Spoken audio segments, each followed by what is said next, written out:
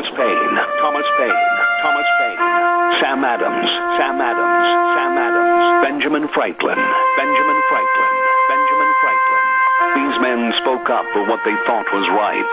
From their courage came such documents as the Declaration of Independence and the Constitution of the United States. From their willingness to speak what was sometimes unpopular but right, we enjoy such liberties as freedom of speech, the right to keep and bear arms, and freedom of religion. There are those who still wish to oppress our freedoms, and there are still patriots willing to stand up and defend life, liberty, and the pursuit of happiness. Men like Zeb Bell, who honor our founding fathers and what they stood for. It's now time for Zeb at the ranch, speaking up and defending your freedoms. Brought to you by Magic Valley Les Schwab Tire Centers and all of the other great advertisers on the program. And now, Zeb Bell. My dear friend Doug Martin sent this, and this really is the way it is. When there is no consequence for poor work ethic and no reward for a good work ethic, there is no motivation. Amen. Think about that one this morning. Right now, here comes Kate Smith and God Bless America, followed by a patriot to call in with our Pledge of Allegiance. Good morning, everybody.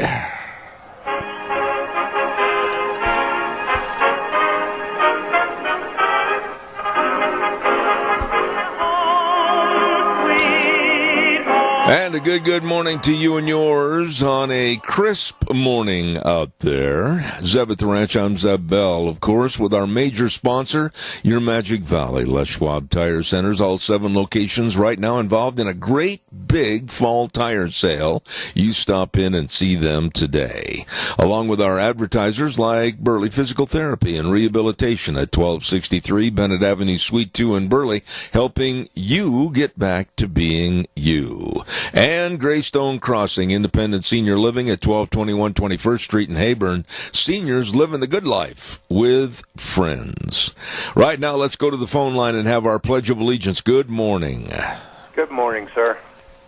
I pledge allegiance to the flag of the United States of America and to the republic for which it stands, one nation, under God, indivisible, with liberty and justice for all. No, Doug, thank you very much. Appreciate your words of wisdom, too, this morning. Thank you, sir. And right now it's time for the weather, brought to you by K&R Rental at 256 South, 600 West of Hayburn. Hello, Roger and the crew. Roger and out, you better believe it, with the best tools and equipment to finish any job you've got before the cold, frozen ground sets in. And they've got all your heaters, too, for construction work, electric, propane, all of that, and air compressors to blow out those sprinkler lines. It's all there at K&R Rental, 256 South, 600 West of Hayburn. Number to call, 678-3122. And right now, let's have the weather. Here's a look at your weather forecast for today, and it's going to be a lot milder than what it was yesterday. We are expecting sunny skies, a light breeze out of the west at about 5 miles an hour. We are expecting a high of 40 tonight, nice and clear, low of about 17. For tomorrow, sunny skies, high of 51. Expecting an overnight low of 25 for Friday night. By Saturday, sunny, getting close to 60 degrees. By Sunday, mostly sunny. Highs are going to be in the mid-60s. And as we go back to work for Columbus Day Monday, mostly sunny skies, high of about 58. That's the look at your weather forecast for Zeb at the Ranch. Appreciate it, Gina, and brought to everybody by K&R Rental, again on the Burley-Paul Highway, and I urge you to remember them for all the long and short-term tools you need to finish any task. K&R Rental, number to call, 678-3122. Right now, Merv May, come on in here. All right, hey, good set of steer calves there, here to get all the 31 going to hand, 31 going to hand. Oh, that's the chant of the world's best doggone auctioneer, and that's Merv May over at the Burley Livestock Sale Yard, 1100 Occidental Avenue in Burley. Number to call for cattle consignments and sale information today. Today is sale day, 678-9411. Merv May, Cade Rogge, Lance Udy, working at the sale that works for you, the Burley Livestock Sale Yard. Here's a kind of a partial list of some of the cattle we know that are going through the ring today. today. Bob Parks of Malta. Hello, Bob, bringing in 135 head of ripping good calves. And Ward Dairy's bringing in 117 head of Holstein steers, weighing about 8 to 8.5. And Tracy May is bringing in 15 head of 600-pound calves. We got butcher cows coming in from Acme Dairy, Antelope Hills Dairy, P-Bar S Dairy, and the starting time at 11 o'clock this morning at the Burley Livestock Sale Yard, 1100 Occidental Avenue in Burley. Once again, that number for sale information, 678-9411. Merv May, sell those steers. All right, hey, good set of steer calves here to get $31, 1.5, 31, 1.5, 32, 2.5, 3.5, 134, 4.5, 5.5, 5.5, 135, 50, 135, and I selling $35. Zeb Bell gets bottom. I don't mind that price at all, I'll tell you. Like to get that for my roping steers. Anyway, calls are welcome, 436-2244, 1-866-927-4587. Our friends at Ramsey Heating and Electric, I want to talk about that. Wheels, if you could, my dear friend, boost the feed line to me just a touch, a skosh, if you would. Thank you, Wheels. Appreciate your help. Ramsey Heating and Electric at 2600 Overland Avenue in Burley. They get there early in the morning, too, at 7:30 till 5, Monday through Friday. And they provide all your heating, cooling, and electrical needs. That's not brag, that's a fact. And I urge you to get a hold of them today because the colder temperatures are around the corner, and you're going to be turning that furnace on, and they've got all your furnace filters. So be sure and check it out at Ramsey Heating and Electric, 2600 Overland Avenue in Burley, 678-0459, where they provide warm winters and cool summers. I don't think we have to worry about that for a while. 27 degrees outside right now here at Zeb at the Ranch. Hey, take a blanket to Jimmy Jones over in Eden, the global warming expert. I'm sure he'd appreciate that as he writes more of his nonsense about how bad we are with climate change and global warming. Another op-ed in the paper today makes no sense. Absolutely no sense, nonsense. Two words that commingle. Denny's Restaurant at 611 North Overland and Burley. They are really, really good people with excellent menu choices, whether it's for breakfast, lunch, or dinner, anytime, all the time, and all the delicious desserts, and people that come up and they're really friendly, and may we help you with a smile on your face. I'm telling you, you're going to love it. Now, Denny's Restaurant has actually 2 locations, 611 North Overland and Burley, and 291 Pole Line Road in Twin Falls. It is America's Diner. Great food. Nice people. Denny's Restaurant. I don't care who you are or what political affiliation you have. Doesn't make any difference. You have to admit that when President Trump spoke yesterday, and I watched this as it happened live in the White House. When President Trump spoke live yesterday in the White House about our fallen soldiers coming home with the flag-draped coffins and the family members waiting on the tarmac, talking about their families and the sorrow and how heartfelt and very personal Donald Trump was when he addressed this issue yesterday. Now, for those of you that are Trump critics, if you saw this, you had to realize a very soft side of Donald Trump.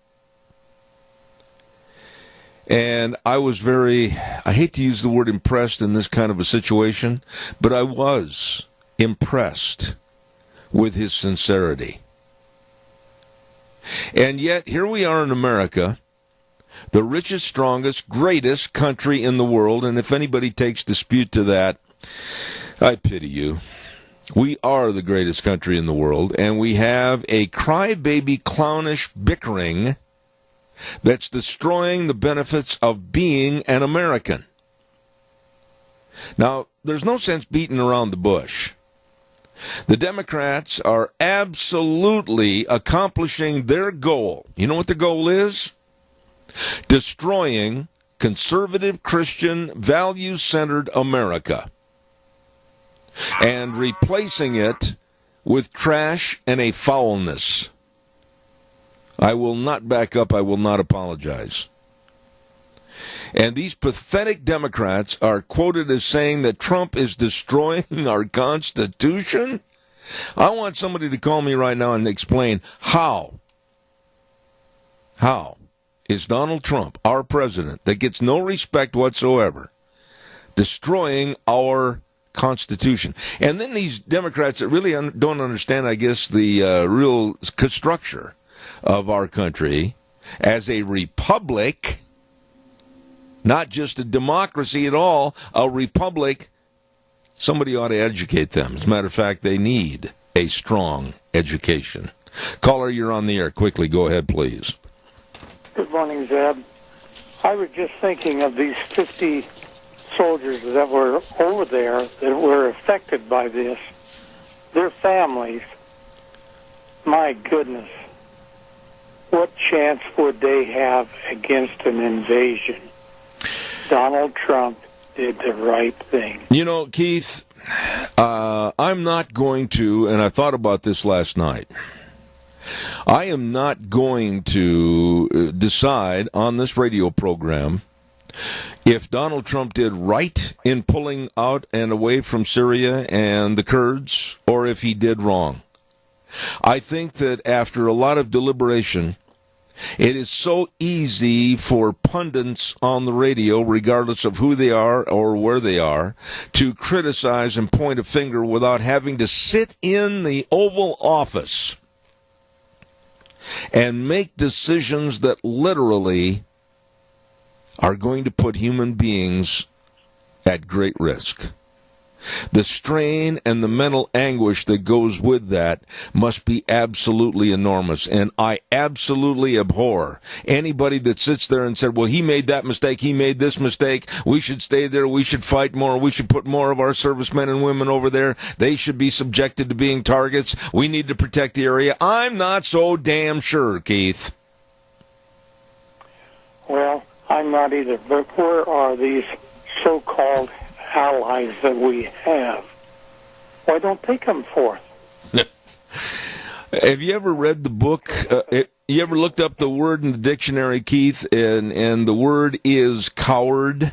I am absolutely appalled as to the cowardly actions and attitudes of supposedly our allies that will not put their boot one step ahead of another and cross the line and say, we support the United States government. We will do all we can to assist the United States government after all the money and all the treasure and all the blood, sweat, and tears to protect our allies in the past. You're 100% right. Where are they? Yeah, it just is not even close to being fair. Now, we're, 8,000 miles from there? And we're fighting a battle that you cannot win because as soon as you leave, they start all over again. Yeah, it's just nothing more than a open pit of absolute inhumanity over there. Keith, I got to run, but I do appreciate your comment, and you're breaking the ice this morning. Thank you, my dear friend. I appreciate it. You bet. Thank you, sir. Calls are welcome, 436-2244, 1-866-927-4587. Ark Animal Hospital, you know, let's just call a spade here.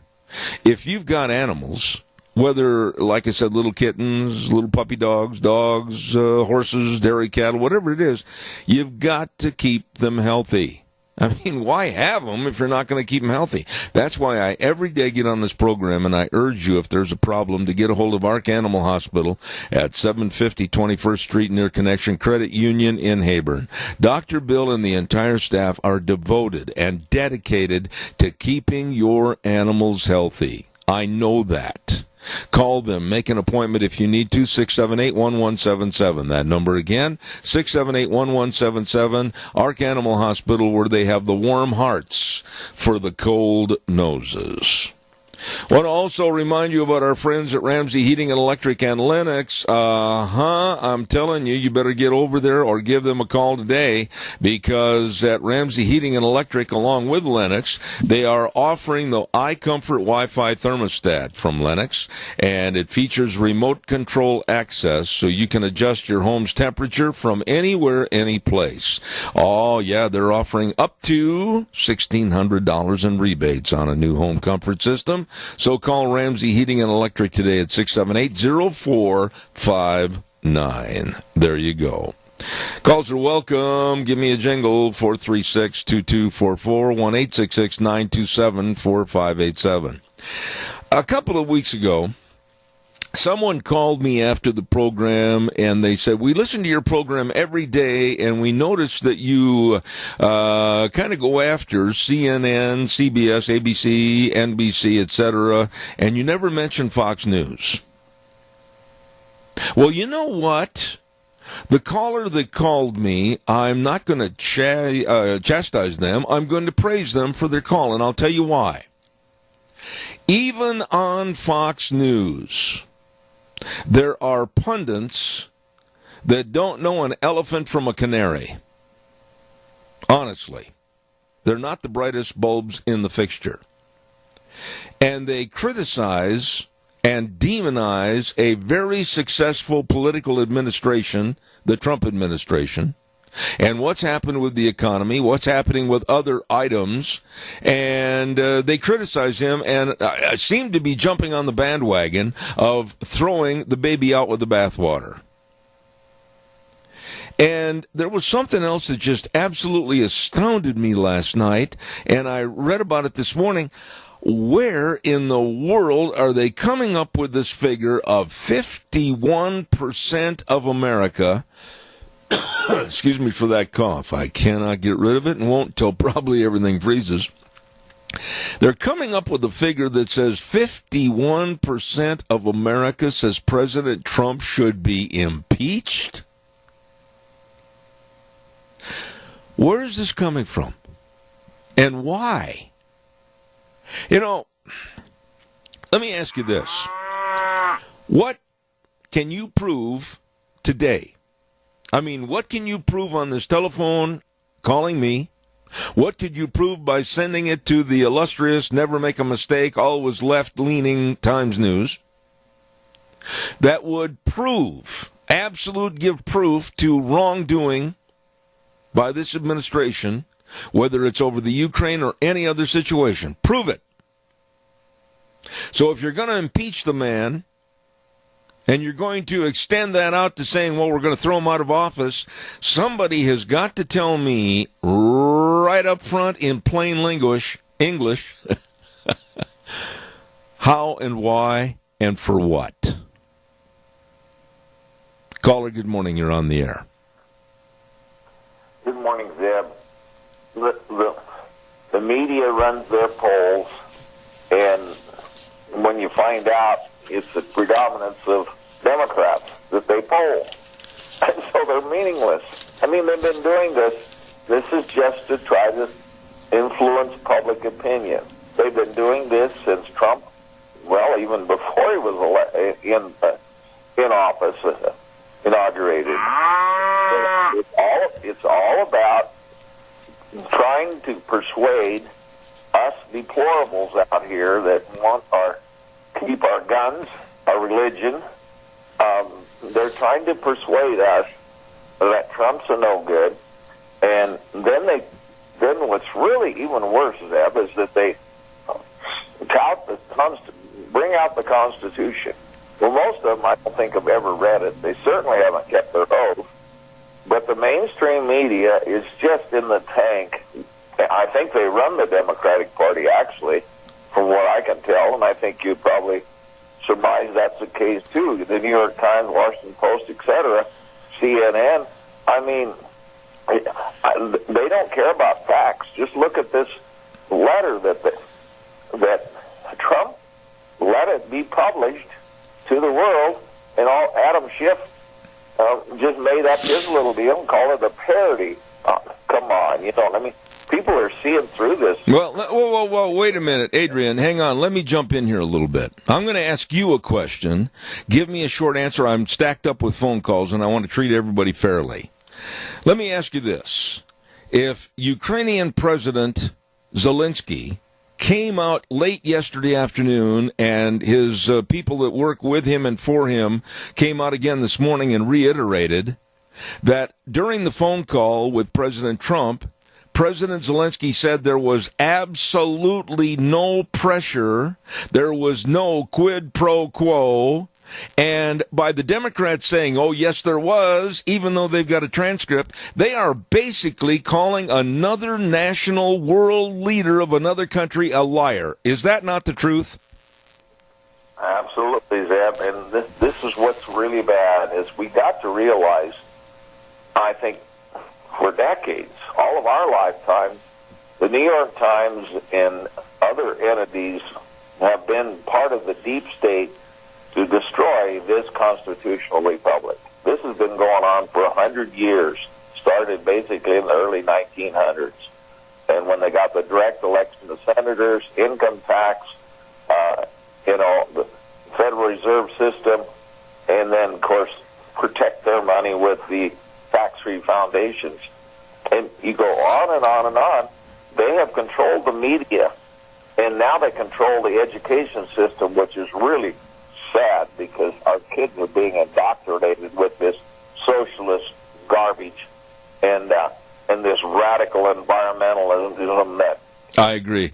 I've got to curtail it there, Adrian. I've got to curtail it. I've got people waiting. I want to treat everybody fairly, but you're spot on, and I appreciate it. And we're going to be doing some segments on socialism this next week, thanks to you and a lot of the information you provided. Thank you for your call this morning. I appreciate it. Oh, you bet, Zeb. Have a good day. Thank you, sir. Have a good one. Bye. Thank you, caller. I promise I'll be right with you, and I thank you for your patience. I want to remind everybody about Dino's Septic Service. Hello, Dino's.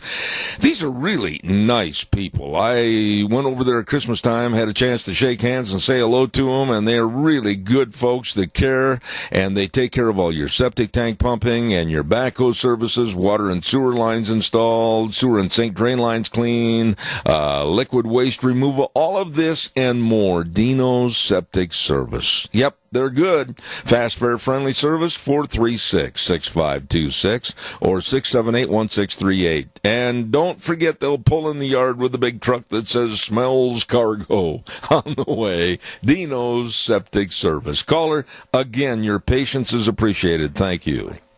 Good morning, Deb. At the Burley Senior Center today, we're having a new item. It's called stuffed shells. I think it consists of some kind of a shell stuffed with hamburgers and veggies. It promises to be good. And we'll have some salad, and we're going to have some yummy cake for dessert. Oh, yummy cake. Okay. Now, if this is a stuffed shell, let me ask you this. Why wouldn't that then be called a taco? Well, that probably would fit. Had to have something different. Okay. I urge everybody to come and try it out. I promise it'll be good. All right, Joe Taylor at the Senior Center on Overland. God bless you, Joe. Thank you. Oh, have a great day. Take care. Appreciate you. Thank you. I get a kick out of talking to him. Great guy. Calls are welcome, 436-2244, 1-866-927-4587. 51%, they say, of America wants President Trump impeached or thrown out of office. Are you buying this? Now, this isn't bragging. It's a fact. I travel probably more than most and have traveled more than most. I get a chance to talk to people, whether it's in Bakersfield, California, or Jacksonville, Florida, and all points in between. I'm not hearing this. I'm not seeing this. I'm not finding it in communities. I'm not finding it in agricultural sectors. Not at all. I think the media, which we know is leaning very left, and the falsification of some of their great polling numbers are worthless. I'm not seeing this at all. And I'm going to tell you something else. What's worrisome to me is the trouble that's being stirred up. Caller, I'll be right there. The trouble that is being stirred up with people like the Minneapolis mayor, where Donald Trump is supposed to speak tonight at a rally.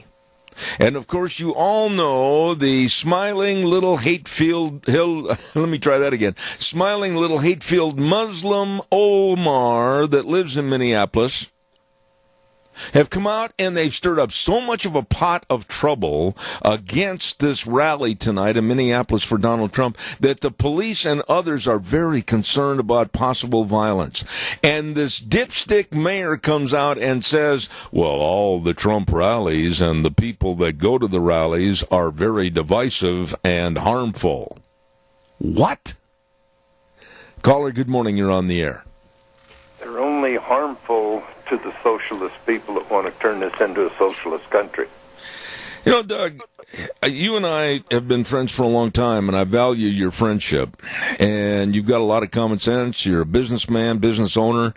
I'm sorry, I can't buy into this, that America today could be that totally gullible to where over half of the population is saying throw Trump out of office. First of all, tell me simply in 30 words or less, what has he done wrong? How about one word? Nothing.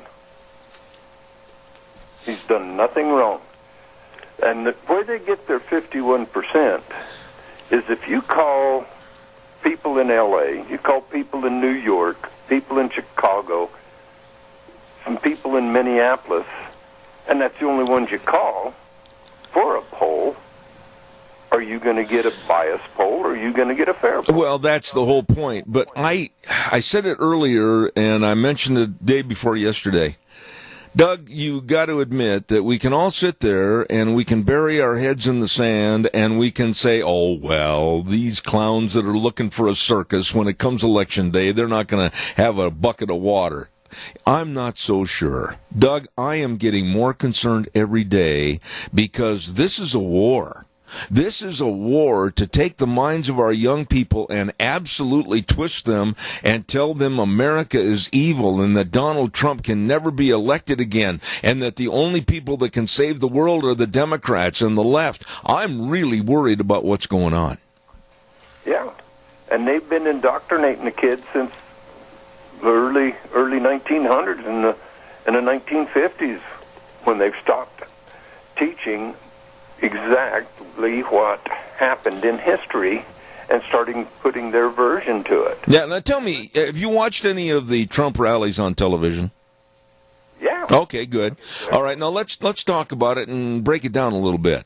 There's a lot of patriotic music before he comes up on the stage, and there are a lot of the local and state politicians that speak briefly, and they get the crowd all fired up, and it's waving the flags, and they're wearing the red, white, and blue, and then President Trump comes up to the podium, and they have a great rah-rah, United States is great, United States is the best. Now, would you please tell me in simple English how this dolt that calls himself the mayor of Minneapolis can say that all the rallies are divisive and harmful?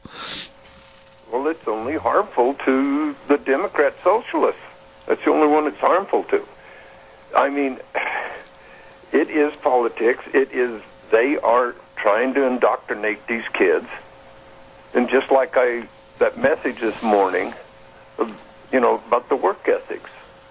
If you teach kids that they can get something for nothing, just by wanting to be a socialist, they can get it for free, then what are they going to have? You're getting to be an old man like me, but you'll never catch me, unfortunately. Do you remember Hubert Humphrey? Pardon? I'm sorry? Do you remember Hubert Humphrey? Yes. Okay, from Minnesota. Okay. Hubert Humphrey tried on occasion to become the President of the United States. I was a young man, and I remember this vividly, that, there were the American flags and the rally and the God Bless America and everything. What happened to that concept for the Democratic Party?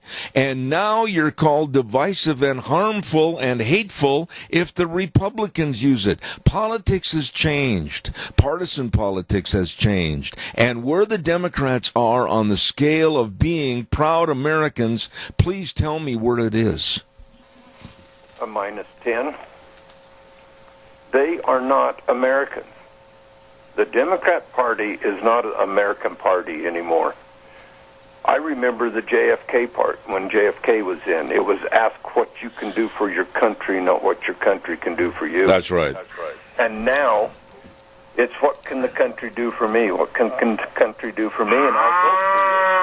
That's exactly what they've got going on. I agree with you 100%. When I heard last night, Wheels, there's a little feedback here, please. When I heard last night another example of idiocy coming out of the Democratic Party, that Elizabeth Warren right now, basically the percentage numbers, poll numbers show that her and Joe Biden, Crying Joe, are neck and neck. But she was explaining her plans for the United States future, and she said, well, it's only going to take $48 trillion to implement those plans. Dougie, $48 trillion, you know what our taxes are going to do? They're going to jump over the moon. Yeah, they are. And here is a millionaire telling the poor people that she feels for them, which she's become a millionaire off of their back. I'm totally lost this morning as to how the Democrats can have anything that would draw people to their side. I don't understand it. Free. Oh, gee, that's right. But, as we all know, with a 48 trillion, with a T, trillion, I'll say it again, price tag, it ain't free, baby. It's not. It's not. And eventually those who are working and contributing are going to stop or move out of this country. Because their businesses go broke. Exactly. I got to run, Doug. There's another call. You got a golden goose laying a golden egg. Don't kill the goose to get all the eggs at once. Yeah, because then it ends up with the Democrats. They should have egg all over their face. Exactly. Hey, everybody, let's do what we can for our senior centers. God bless. All right, thank you very much. Caller, you're on the air quickly. I'm going to ask you a favor. Can you stay on hold just for a second so I can do a quick commercial? Would you do that? Yes. All right, stay there. I'll be right with you, I promise. I want to remind you again about Ramsey Heating and Electric and Lennox, and I've mentioned so many times about how they've teamed up for the iComfort Wi-Fi thermostat from Lennox, featuring remote control access so you can adjust your home's temperature from anywhere. Absolutely. If you need a new home comfort system, you check it out. Ramsey Heating and Electric and Lennox, offering up to $1,600 in rebates on a new system. Call them today. Keep comfy. Ramsey Heating and Electric at 678-0459. Caller, go ahead, please. Zeb, you remember when you were just talking just a little bit ago about our young people, how they're being indoctrinated on how history has changed? You know, in 1958, I remember the exact date, that there was no such thing as North Vietnam and South Vietnam. It was called Indonesia.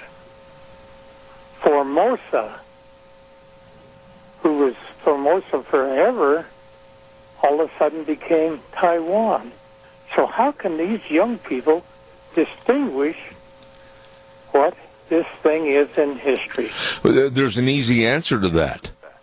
Make sure that these teachers that call themselves teachers are educated themselves in the history of not only our country but also the world and world events, so that people that they're teaching, our kids, know and understand the pitfalls and pratfalls that have gone on before them, so we don't make the same mistakes again. There's very few of them that ever review history. If you look at a map today, you will not see Formosa or Indonesia because they don't exist anymore. Well, I realize that. But going to the education system itself, there's just absolutely so much need for improvement. Underline that word improvement.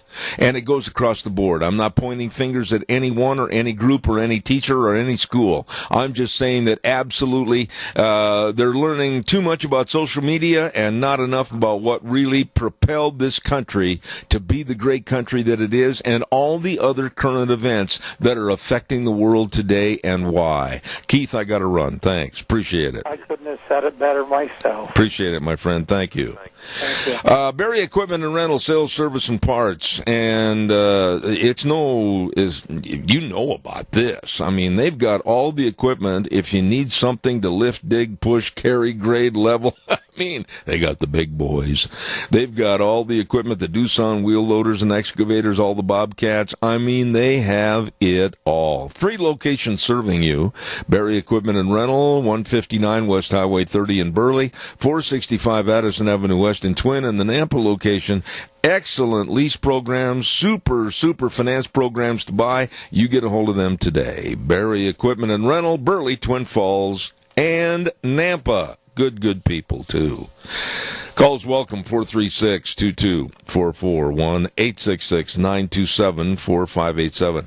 I want to go back a little bit here to what I said to Adrian Arp earlier when he called. And it's absolutely a point that the news media just flat overlooked this morning. I mean, oh yeah, there were a few that mentioned it, but nobody's really elaborating on it. Here we have a president of another country. Nobody's twisting his arm to say this or with a gun to his head to come out and say this. Come on, get real. President Zelensky of Ukraine and people that are with his entourage absolutely have agreed that the phone conversation, of which I have a copy of, I've had it since the day after it was released, they agree that there was no pressure, no hype, there was no quid pro quo, and they, Zelensky and his people, are absolutely shocked that the Democrats are playing this into a possible impeachment movement against President Trump. And I go back to the point I made with Adrian. Are they, the Democrats, calling Zelensky, another world leader, a liar? That's what it sounds like to me. Calls welcome, 436-2244, 1-866-927-4587. This absolute mess with the National Basketball Association is one that it's really wrinkling my fur. I love basketball. I absolutely love basketball. Both my kids were excellent standouts in basketball, especially my daughter Toby. And follow basketball on the high school, collegiate, and professional level. And I can tell you honestly right now this morning, after what I'm seeing, learning, and observing about the NBA, putting greed ahead of patriotism, I'm done with them. I'm done with them.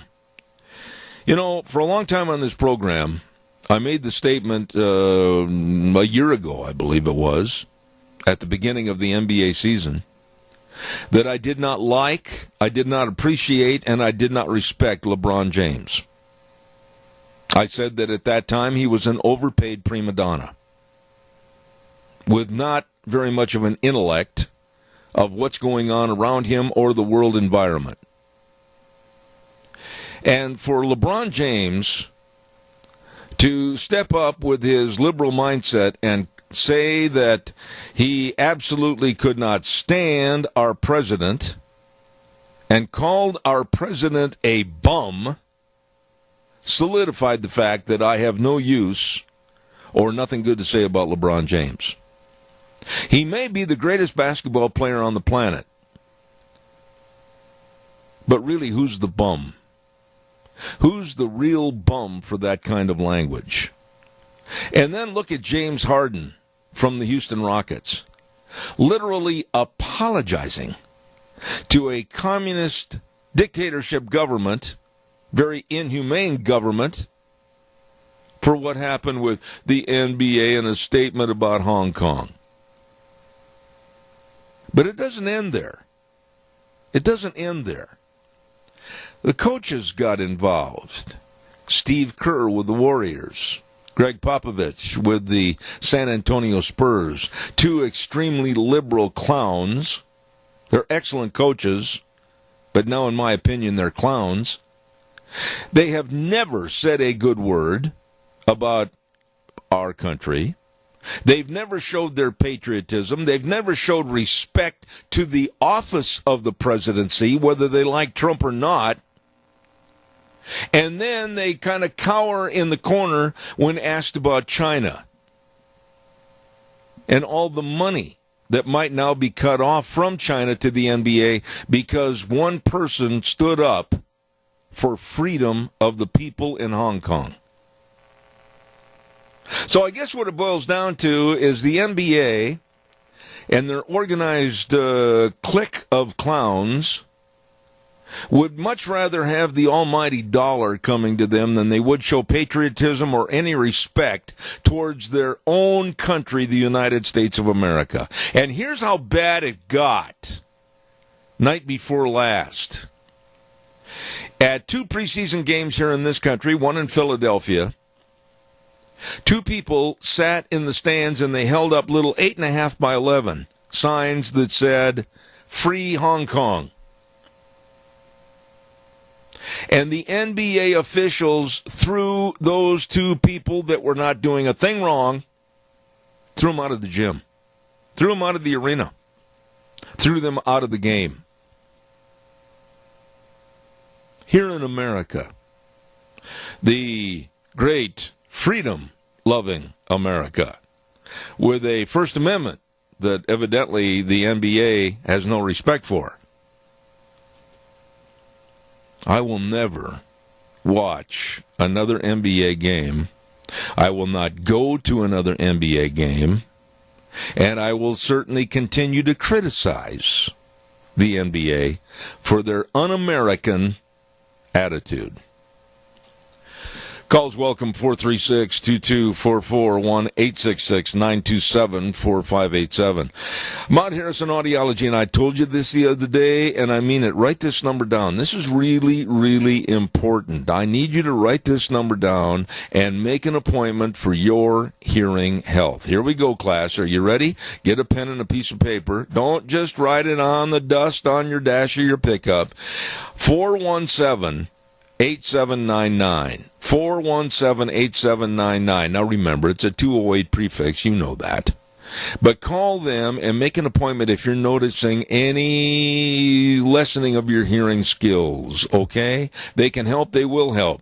They've got some great, great testing over there, and ask for a hearing screening. Let them serve you at Mount Harrison Audiology and Hearing Aids. And as you know, they're right behind the Minidoka Hospital, across from the emergency room, 417-8799. Here's Gina with the weather. Here's a look at your weather forecast for today, and it's going to be a lot milder than what it was yesterday. We are expecting sunny skies, a light breeze out of the west at about 5 miles an hour. We are expecting a high of 40 tonight, nice and clear, low of about 17. For tomorrow, sunny skies, high of 51. Expecting an overnight low of 25 for Friday night. By Saturday, sunny, getting close to 60 degrees. By Sunday, mostly sunny. Highs are going to be in the mid-60s. And as we go back to work for Columbus Day Monday, mostly sunny skies, high of about 58. That's what's your weather forecast for Zebedee. Thank you very much, Gina. Appreciate it. Once again, Mount Harrison Audiology and Hearing Aids. Number to call, make an appointment for a hearing screening. Let them help you protect your hearing health. 417-8799. Calls are welcome and appreciated. 436-2244, 1-866-927-4587.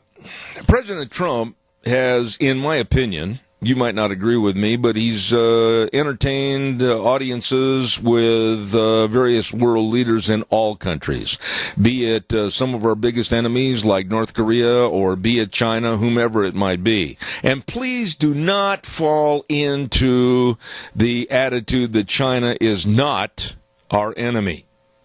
I put them as enemy number one. They want complete world domination. And the other day, on this program, I said something in negativity against Mitt Romney. Oh, I had a call after the program, naturally. And this person said, "How dare you criticize Mitt Romney?" Well, I don't trust and I don't like Mitt Romney. And his comment, by all appearances, this is what Romney said about President Trump. By all appearances, the president's brazen and unprecedented appeal to China and to the Ukraine to investigate Joe Biden is wrong and appalling. Really? Why shouldn't we know where and why our money is leaving this country, and who's receiving it, and for what benefit? And when President Trump says, and he's the leader of this country and supposed to be our commander-in-chief, why is it brazen and unprecedented? Because it's not. Many presidents before have done the same thing, but Romney evidently isn't smart enough to study history.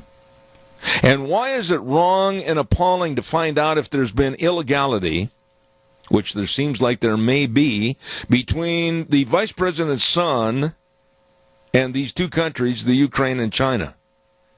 I mean, I just don't understand why they're a protected species. I don't know why, can't go there. That's Joey's boy, gotta leave him alone. Oh, sure, he made millions off the deal, and there were lots of money, checks that were coming across the water from China and the Ukraine, and then going into little Hunter Biden's pocket, but we can't ask. Mitt Romney, to me, represents the fool. And he said, when the only American citizen President Trump singles out for China's investigation is his political opponent in the midst of the Democratic nomination process, it strains credibility to suggest that it is anything other than politically motivated. Well, first and foremost, the study and the investigation into what was going on with this energy company over in the Ukraine had started a long time ago by the Ukrainians themselves. But Mitt Romney, not smart enough to figure that out. Calls are welcome, 436-2244, 1-866-927-4587. I want to remind you, too, that great big fall tire sale going on at your Magic Valley Les Schwab Tire Centers, all 7 locations. And when I say big fall tire sale, I mean a big fall tire sale. And you can save a lot of money, and you know that you're going to get the best of product for your vehicle for safe driving. Absolutely. Whether it's your car, your SUV, your pickup, camp trailer, horse trailer, boat trailer, whatever it might be. Please go in there today, and they can help you. The best of service. They've been doing the right thing since 1952. Your Magic Valley Les Schwab Tire Centers with Lane and Rupert, Dave on Blue Lakes and Twin, Mike and Buell, Mike and Jerome, the Twist family in Paul, Daniel on Poline in Twin Falls, and Trent on Overland in Burley. Absolutely the best. Your Magic Valley Les Schwab Tire Centers. Coming up next hour, we are going to have the, evidently I've made a lot of people mad this morning because they haven't called in. You know, there's probably some Romney supporters out there that are just absolutely spitting toothpicks out, mad at me, but that's okay. That's okay. Chamber report with Penny Main coming up at 9:06. And then, of course, at 9:30, we've got Rita Ramsey. Later on this morning at 10:06, Cache County School Days, Business Salute. And then at 10:30 this morning, don't miss. This guy's really good. He really knows the Second Amendment and our gun rights. And it's Dan Wass that's going to be on. And he's got a book out called Good Gun, Bad Guy. And we're going to be talking to him about that right here on Zeb at the Ranch. So don't miss that. Lots and lots of high school football games coming up this weekend. Some big, good ones. And I urge you to get out and support the kids. Support the school of your choice and really get out there and cheer for them. Football season in full swing. Right now, we're going to send this back over to my itty-bitty buddy, Wheels at the main station. And we'll be back right after the CBS News. Wheels, old partner, take it away.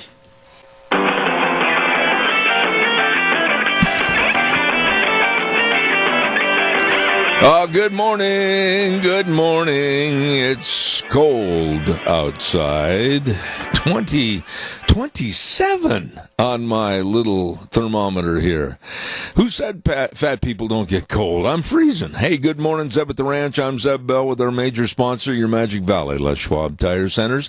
All 7 locations with the big fall tire sale going on right now. Great tires, save money. Stop in and see them today. And, of course, Burley Physical Therapy and Rehabilitation at 1263 Bennett Avenue, Suite 2 in Burley, helping you get back to being you. And Greystone Crossing Independent Senior Living at 1221 21st Street in Hayburn. Seniors living the good life with friends. Right now, I'd like to remind you also about our friends at Lennox and Ramsey Heating and Electric. They've teamed up and they're offering up to $1,600 in rebates on new home comfort systems, like with the iComfort Wi-Fi thermostat that features remote control access so you can adjust your home's temperature from anywhere. Contact Ramsey Heating and Electric today at 678-0459 or go ramseysonline.com. Terms and conditions apply at Ramsey Heating and Electric with Lennox. Check it out today.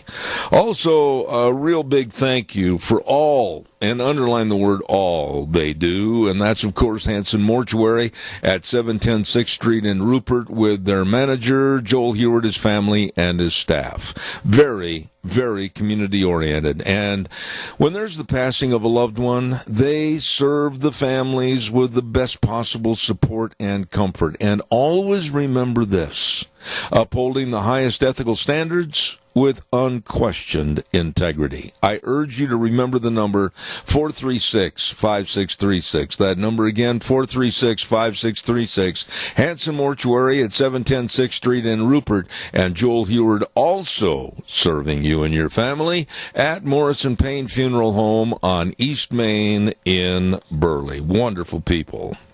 Before we go to our chamber report, I quickly want to remind you, too, about Burley Physical Therapy and Rehabilitation. They do the job of getting you back to being you. They work for me. They definitely can work for you. I'm telling you, Nick Greenwell and all the excellent physical therapists over there at Burley Physical Therapy and Rehabilitation, 1263 Bennett Avenue, Suite 2 in Burley, are just waiting for your call at 678-1191. I beg your pardon for that cough.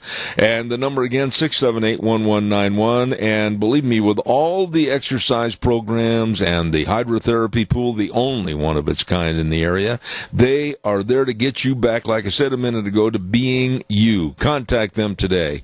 Burley Physical Therapy and Rehabilitation, 1263 Bennett Avenue, Suite 2 in Burley. Well, it is time. Actually, it's a minute late. I've got to hurry. It's time to run over to the Mini-Cassia Chamber of Commerce and talk to the president and CEO. Here she is, a lady that says she knows everything about trivia, everything about the chamber. Good morning, Penny Main. Good morning, friend. How are you today?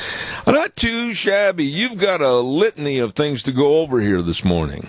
Yes, we do. And if you want me to get started, I just will. As we keep mentioning, it's a great time to be in business in Mini-Cassia, and we welcome anybody who's interested. If they need to know a little bit more about what's going on at the Chamber of Commerce, of course, we welcome them to call us or check out our website. But in the meantime, Yes, there's a lot going on today. In fact, a big day today. We're just getting ready to leave here shortly and head over to the Wilson Theater. It's our monthly chamber luncheon at 12 noon at the Wilson Theater in Rupert. And we have the great privilege of Congressman Mike Simpson, who will be our guest speaker today. So we have a full house headed to hear the good congressman talk a little bit about things that are going on in Washington and some of those issues that he deals with every day, and how those kind of maneuver down and affect us here locally in the Mini-Cassia area. So we're looking forward to his presentation today. Now, don't you quit on me. You want me to keep going? I mean, like a train on the track. Okay. Well, I'm just going to keep going then. Ribbon cutting tomorrow at 1 o'clock at Edith's Cafe. Kevin and Carrie Patterson, as you know, took over about a year ago, and they're doing great things at Edith's. Expanded hours, new menu items, plus this week, Zeb, good time to take Deanne out to dinner, I'm just saying. They're offering char-broiled steaks all this week to celebrate their big one-year anniversary. So wow. We're looking forward to going over there tomorrow at 1 o'clock. So anyone that would like to join us, we'd love to have you. Next Thursday, October 17th, the big Idaho potato truck comes to town. Yeah, it's coming to town. It will be located on the square in Rupert between noon and 1:30. And if you love selfies or want to take some pictures, this is a great time to do that because it doesn't get here, very often because that big potato is pretty busy. So next Thursday, the 17th, on the square between noon and 1:30. As well, October 17th, we continue our annual Chamber Leadership Program directed by Dina Erling and Esme Cruz. It will be focusing this month on law enforcement and other responder elements, which are really, really important. Mm-hmm. I don't know if you've gotten your ballot in the mail yet, Zeb, but we did send out 300 and some ballots last week. These are for our chamber members to vote on our new board members for the year 2020. And inside that ballot envelope, there is a self-addressed stamped envelope. So all you have to do is mark who you'd like to see in. If you have a write-in, that's fine. Please write it in and get it back to us by the 18th. So we do need it by next Friday in order to qualify for our bylaws. So okay. We're looking forward to that. And speaking of that, save the date, by the way, because January 30th is the annual big installation banquet at the Burley Best Western Inn. So we're planning that event already right now. So, yes, we are busy. I can tell, my goodness sakes, a lot of things going on at the chamber, and you, of course, you've had your feet in the puddle of water over there for a little bit now. What have you learned, or what has surprised you so far as being the president and CEO? Well, let me tell you one thing, and I will say it right out of the chute. I am blessed beyond imagine. God's taken really good care of me, and I have been blessed by an extraordinary board of directors who have offered me every bit of information and support that anybody could even imagine. I am so grateful to all of them. We've got two great staff folks that work here at the chamber, Vicki Perez and Lorena Gaz, who keep things shored up here at the office. And, we're just blessed. We've added, I was just counting up this morning, in fact, since May, I think we're going on 18 or 19 new members, and so we're adding on members every week, and we're so blessed by that. As we've stated, over the last 3 or 4 months since you and I have been talking, it's a great time to be in business in Mini-Cassia. There are lots of great things happening. I will tell you, I've been pleasantly surprised by the way chamber members network among each other. It's really been a fascinating thing to watch. I mean, I've been involved like you in chambers of commerce most of my life, but never really dove deep, if I'm using the right lingo, into the Chamber of Commerce. And to really witness the way these folks network among each other and are loyal with regard to their referrals and, just those kinds of business actions, it's been really fascinating to me. The Visitor Center, too, real quickly, surprised me this summer. I mean, and I know you and I have talked about that briefly, but there are lots of people who come into this, into this office right here at the Hayburn Park every single day. We saw people from literally all over the world: Spain, New Zealand, Australia, Croatia, Mexico, Canada. I mean, the list goes on and on and on. And I was really surprised by the magnitude of that. So we were very busy. It's slowing a bit down now with traveling and those kinds of things, but it's been a really great opportunity I can't believe I've been here 5 months already, but it's been a blessing and lots of fun, and I've just had so much support from people like you and everybody. It's just been a blessing. Anyway. You think you're going to get out of here. You think you're going to get out of here without answering a question, sweetheart. You got another thing coming. I gave you a heads up. I think I should at least have a heads up so I can dig a little bit. Gee whiz. Oh, no, I'm not. I don't believe in fairness, so I apologize for that. Well, I'll remember that next time. Okay. Let me have it. All right. Now, this is right in your age bracket, and I shouldn't say that because you're going to be offended when I say that, but I know you know the answer to this question, okay? Well, what do I get if I don't? Absolutely nothing.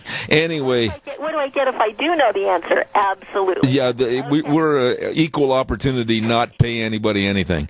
In the 1970s. Okay. This is your wheelhouse. Are you ready? In the 1970s, what rock and roll group recorded that great big hit single called Joy to the World? Three Dog Night. I'll be a son of a gun. There you go. Hey, you know why? I love them. I saw them in Jackpot this summer. It was the best show I've seen, and I can't even tell you how long. It was awesome. Do you know that I'm going to give you a little trivia here, 3 of those gentlemen, actually 2 of the original 3, are still in the group and still traveling. The lead singer, Zeb Bell, is 71 years old. They are the only band to take the stage with walkers and wheelchairs. Yeah, right. But I tell you what, they were in amazing shape. I mean, they put on one heck of a show. So yeah, Three Dog Night. I could name most of their songs, but yeah, it was awesome. So I'm so glad I won today. So well, be prepared for a tougher one next week. Yeah, if we could stay like in the 70s and 80s, or maybe, well, I don't know. There's a lot of that I forgot. Okay, well, you did well. Tell everybody quickly the 973 ways they can get a hold of the Minnecasia Chamber of Commerce. Head to our website, MinnecastiaChamber.com. If you want our weekly e-blast newsletter, we'd love to be able to send that to you as well. It's easy to do. Just give us a call here at the Chamber. Send us a note, again, at MinnecastiaChamber.com. And we'll get you on our weekly newsletter. That's a great piece of information. Goes out to 800-900 folks every week. You can stop by. We're here Monday through Friday, typically from 9 to 5. Or you can just pick up the good old phone and give us a call, 679-4793. Penny Main, President, CEO of Minnecasia Chamber of Commerce, answered for the first time on the program the correct answer. Thank you very much. Thank you. Have All right. a great day. Take care. Bye. Thank you. Minnecasia Chamber of Commerce, growing and serving you. There you go. Hey, I want to remind you, somebody else that's growing and serving you, Lee's Furniture, Floors, and More. Absolutely. I mean, they've got everything in there. You open the door, honestly, at Lee's Furniture, and just step inside and go, holy cow, look at all these beautiful pieces of furniture. Look at that display of recliners. Look at all the mattresses. Look at all the carpet. I mean, it's all there for the beautification and the comfortization of your home. They're having a mattress closeout up to 60% off. I mean, like on innerspring queen mattresses starting at just $199. Limited hybrid mattresses starting at just $199. Whoa, you better get in there today. 40% off on window coverings. All of this and more at Lee's Furniture, Floors, and More at 459 Overland in Burley. You stop in and see those really nice people today. Also, really nice people that opens up the door for our friends at Let's Ride, too. They really are great folks over there. And they've got all the four-wheelers, and they've got all the side-by-sides. They've got all the accessories. You want to get outside and enjoy the great Idaho outdoors. This weather's breaking up, and we're going to see highs going back up into the 60s and sunshine. And you want to take and observe all the beautiful fall colors. Well, get out of that office and hit the hills on, like I said, four-wheelers and side-by-sides from Let's Ride, 270 Highway 24 between Rupert and the World. They're open Monday through Friday, 9 to 6, Saturdays 9 to 4. Where the fun is sold, Let's Ride. You stop over there today. This story is absolutely so maddening to me because it really shows and mirrors the problem in America today with a complete lack of respect and patriotism for our country and our flag, and in this case, our children. A teacher in Cumberland County Middle School back in New Jersey has been reassigned, and I'm going to have to really watch my mouth on this one because, boy, there's things I want to say. This teacher in Cumberland County Middle School in New Jersey has been reassigned after reportedly taking a knee during the Pledge of Allegiance. This teacher took a knee and didn't want anything to do with saying the Pledge of Allegiance at the school in front of her class. The issue first came up on my birthday, as a matter of fact, October 2nd, at a school board meeting where parents voiced concerns about the teacher and the impacts that the kneeling could have on students.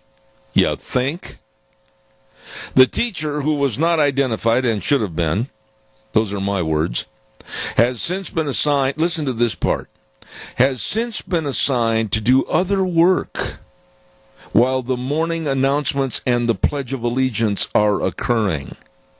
Principal Bermudez told the newspapers in the area, like all principals, he has the authority to utilize his building staff as appropriate, and he said the district and the teacher agree that this is a reasonable solution for all parties. Yeah, just put a Band-Aid on it, put the teacher doing something else during the Pledge of Allegiance, and our kids that are in the school system are wondering, well, what happened to the teacher? Well, they don't believe in the Pledge of Allegiance. Why should we stand up and say the pledge? Doesn't this just really reach out and infuriate you? That internally in our school system, these left-wing nuts are destroying the fabric of patriotism for the greatest country in the world. And this teacher that probably hasn't got the common sense that God gave a goat, living in the greatest country with all the absolute amenities that are afforded her and everybody in this country, with the greatest constitution and everything else, takes a knee in front of her class. Caller, good morning. You're on the air. Good morning again. If the student knows the teacher's political views, she should not be teaching, or he should not be teaching. I just get so upset about this, Doug, that in the United States of America, when you and I were in school, I'll use my teacher in grade school, Mrs. Kiltz. If Mrs. Kiltz would take a knee during the Pledge of Allegiance and show absolute disrespect, I can guarantee you the parents, the school board, everyone would have had her fired in less than 30 minutes. Exactly. Exactly right. If you do not stand for something, you'll fall for anything. These people, I want to ask you something. These people that say, well, it's their freedom of expression. No, it's not. In a society like America, or any society, if you can't have a common bonding ground to show that you love your country and to show that you appreciate all the blood, sweat, and tears and the lives that have been given for you and all the sacrificing so that you could be in that school, you could be wearing these clothes, you could be having great food at lunchtime. If they can't show any more respect than that, boy, I'm in favor of throwing the bums out. Well, it's sad that the teachers are showing the kids this is the way to go. The teacher should be there to teach the kids, let the kids learn, let them ask questions, and that's what they're there. They're there to teach them life and how to deal with life, not to show them how to be activists and go protest. When I was in school, if they'd have said, you've got to go to school and be in study hall, or you can go on a field trip to the Capitol to protest this. You know, most of the kids, when you're a kid, hey, I get out of school today. That's right. They don't have no idea what's, you know, aren't up on it like that Gretchen gal. She had no idea what she was talking about because I seen an interview with her. Some people, news people, was asking her questions. She could not answer the simple. Oh, it was all a pre-programmed speech that was very well rehearsed, premeditated, etc. And she was nothing more than a puppet, and they were playing with her on the strings. Exactly. And that should be child abuse. Absolutely. Doug, I appreciate your call back, and believe me, this is a hot item for me. Caller number 2, you're on the air. Quickly, I've only got 3 minutes. I was just calling Zeb to support you on Mitt Romney. I think more of us need to look in his background and see that he has not always been supportive. And anyway, I just wanted you to have some support, and I agree totally on the flag. You know, let me ask you a question in regards to Mitt Romney. Mitt comes across as, oh, gee, I'm the nicest guy in the world. I will admit this up front, that he's a very astute businessman. I respect his business knowledge. But I will say this, that he has been absolutely a detracting factor from the Republican Party, and he was a crybaby wannabe that wanted to be president. He failed, and a lot of it was his own fault. Nobody else's, and Trump helped him with the senatorial position that he has now, and all Trump gets back from it is a kick in the belly, and I find that disgusting. I agree totally with you on that. Thank you very much for your call. Good day. God bless. Thank you. Nice lady right there. 436-2244, 1-866-927-4587. Cameron and Siemens Insurance, Highway 24 in Rupert. Oh, these are good people serving you with the best of life insurance, health insurance, and, of course, retirement planning and employee benefits. Yep, all you got to do is just call them. Make an appointment, and they can help you. They are very dedicated and responsive to your needs. 436-4424. That number again, 436-4424. Cameron and Siemens Insurance, Highway 24 in Rupert. I can tell you they're really great folks. Once again, Ramsey Heating and Electric in Lennox. It's been that kind of a day. I think somebody put Elmer's glue on my lips or something. Ramsey Heating and Electric and Lennox, of course, have teamed up, and they're offering up to $1,600 in rebates on new home comfort systems with Lennox, along with the iComfort Wi-Fi thermostat from Lennox, featuring remote control access so you can adjust your home's temperature from anywhere, any place. Wow. You better call. Find out more information. Call Ramsey Heating and Electric at 678-0459 or visit them online at ramseysonline.com. Terms and conditions apply. Don't forget Ramsey Heating and Electric and Lennox. Really good people. In just a minute, we're going to be talking to Rita Ramsey, as a matter of fact. And I have time for one more quick call.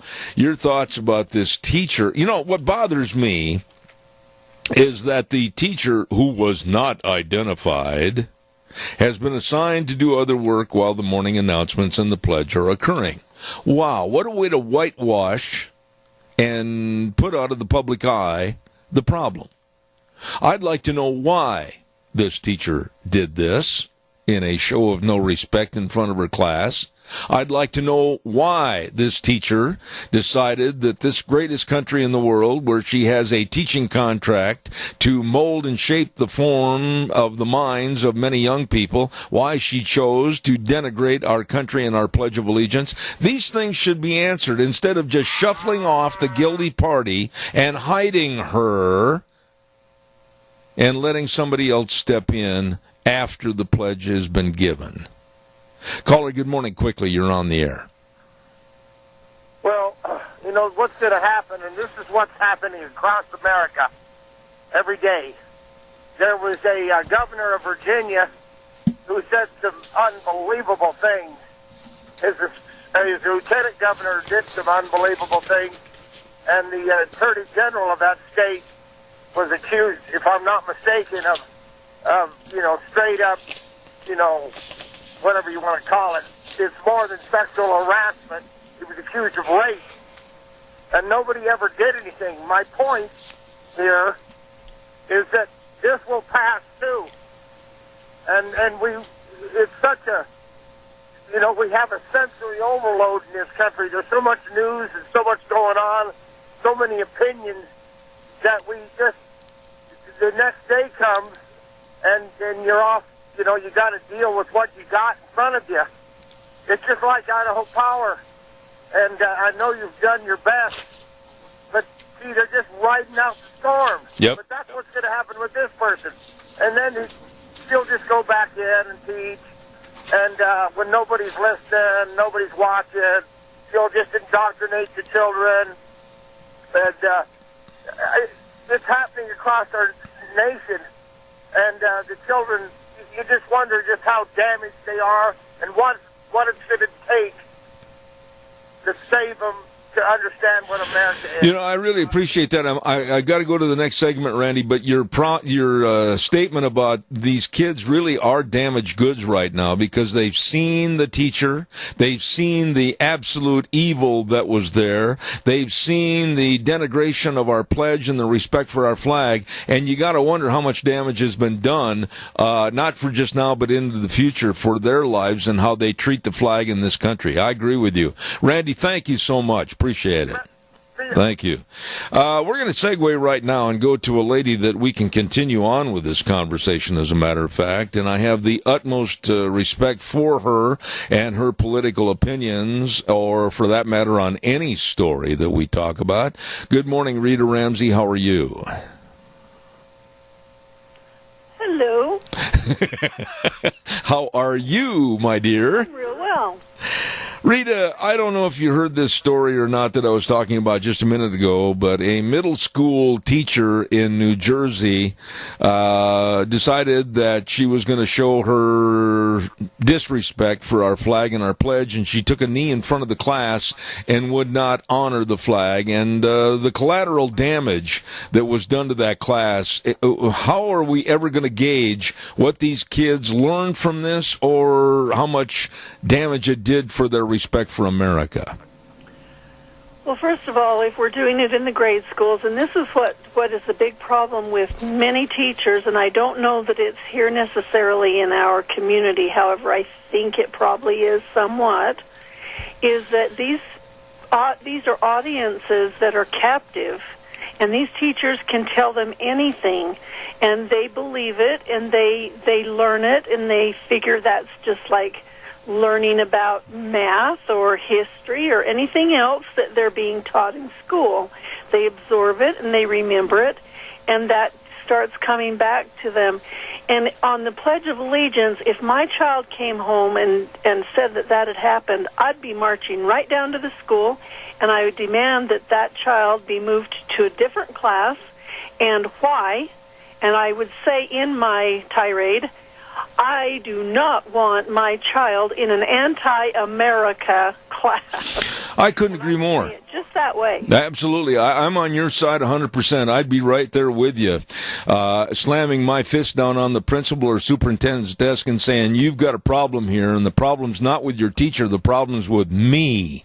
I'm an American that loves this country, loves this flag, respects the Pledge of Allegiance and the national anthem, and don't you dare subject my child to this kind of idiocy. Well, and I would go one step further, and I would say I will get enough people to sign a petition to have this teacher removed from the school. Yep. If she doesn't do this. Yep. And one of those things is that she starts a flag education program in her class. Absolutely. And teach the other classes as well, so that they all learn the importance of the flag, how to treat it, how to take care of it, where it originated from, why we honor it, and da-da-da-da-da, and the whole bit, before she would not lose her job. Absolutely. We have a caller with a comment. Caller, quickly, please. You're on the air. Well, the other day, my granddaughter came home from the junior high school, and she said, for saying where it came from, but it was all through the school, with this whistleblower, they say that Donald Trump has committed a crime. And I asked if she knew anything about it, or no. They just know that they think he's right, and they believe it. And this is what's happening across our nation. Oh, hang on. I wonder if he meant, he phrased that a little bit difficult to understand, but I'm really concerned, Rita, not only in our school systems across this country, but also every single workplace, every single family, every single thing that's going on in our country has been led by the media to denigrate this president, denigrate this administration, show no respect for the office of the presidency whatsoever. That's where the NBA comes into our conversation in a few moments. But this is at a critical point right now. This is at a real critical point, and my question is simply put this way for you to answer. How can the Democrats talk about impeachment and the threat of throwing this president out of office, and that threat has been made by many of these silly Democratic representatives? How can they do this when there is no assumption or proving of any wrongdoing to this point whatsoever? Well, that's just the big problem, is they won't look at what the facts are. Now, I think Randy was referring to, President Trump said, well, you can't do that, and we're going to talk about the whistleblower. Well, all of a sudden, you're not supposed to expose the whistleblower or anything. Well, we know if you hear the news and you listen to some of the right conservative news, is that the whistleblower wasn't really a whistleblower. The whistleblower did a lot of checking in with old... Adam Schiff. Say his name, but with the TT on the end of his name, and they colluded in making those charges, and then they had attorneys write up his accusation or saying what was wrong, and really all he was is possibly just a left-wing, antagonist. But he didn't have anything. The things that he was saying was happening with Trump wasn't. And you never hear that on the regular news. So these people take this information and go, oh, a whistleblower came forth and he was doing something, and then President Trump said this and that and the other. Now they know who it is, and President Trump did something illegal because a whistleblower said that. Well, that was just hearsay by old Adam Bug Eyes man. Yeah, but let me interrupt you right there and ask you a question at that juncture. I don't want to let this go by. If a person of any stature in any situation hears of a situation secondhand, and they relay that information to another party and another party and another party, aren't they nothing more than just common gossipers? Well, it is, and all of us have played that game where somebody whispers into the first person's ear something, and by the time it gets to the 15th person, it isn't even close. And that's because all the facts get moved around, or somebody hears something different, or it's like, oh, yeah, and then you say what you think instead of what it really was. And that's exactly what's happening here. The big problem is that the news will not report the other stuff, and so it comes down to a point of you've got a ton of people that are hearing one little side that wants to amplify it, and they amplify what they want you to hear, and they leave all the facts out of it, and then all of a sudden you're thinking, oh my goodness, this really is bad. And if they start actually hearing the facts, pretty soon it's kind of like, those Democrats, they are just a bunch of people who are totally, totally bad, and they're corrupt and everything else, and they're making it look like that President Trump's the bad guy. If you were listening a week and a half ago, I got on my program and I said at that time, before anything was said like this from this administration, I said if I were President Trump, and I've got the tape to prove I said this before any news media or anything else, I said if I were President Trump, I would absolutely this afternoon at 1 o'clock say, no, I'm done. I'm not going to comply with anything. I'm not going to help you with anything until we start playing by the rules and regulatory means of the Constitution on what you're trying to do to me and my administration. The Democrats have not done this. I think Donald Trump is 100% right by saying you're not getting anything from me. I'm not going to comply. I'm going to tell my people not to testify. You are going to have to scrape the rocks and see if you can't get a whole bunch of gold off of them, because I'm not going to help you whatsoever. Well, that's exactly the way that he should have done it. And the part that really makes me upset is that you've got a bunch of dunderhead Republicans that are saying, well, we're just not really sure. We're going to have to look at these facts because it kind of smells like something's bad. In other words, they're trying to cast doubt instead of just saying, hey, let's find out the facts at the end. They, just like Mitt Romney, and I know his brought up in the last segment, he says, well, this is really troubling. Well, yeah, it is really troubling, but, are you looking at the wrong side or are you looking at the right side? And why he has it out for Trump, I don't understand one bit, except that I think that he's got some deep state people really yanking on him, saying, hey, we got you in there, and da-da-da-da-da, and you owe us, and you need to start being on our side instead of being on Trump's side. You have to admit, though, I said the first hour of the program, and I'll stand behind what I said. I said that you have to almost sit back in shock and awe and look at the Democratic Party and the left as to how they've manipulated this problem after the Mueller report's all done, after all the Russian collusion has absolutely been put to bed and debunked. They have created a spider web right now of fear-mongering and questionable looks at the Trump administration over this issue with Ukraine. You've got to admit that their PR department, being as sinister as it is doing a job that's twisting the minds of the American public.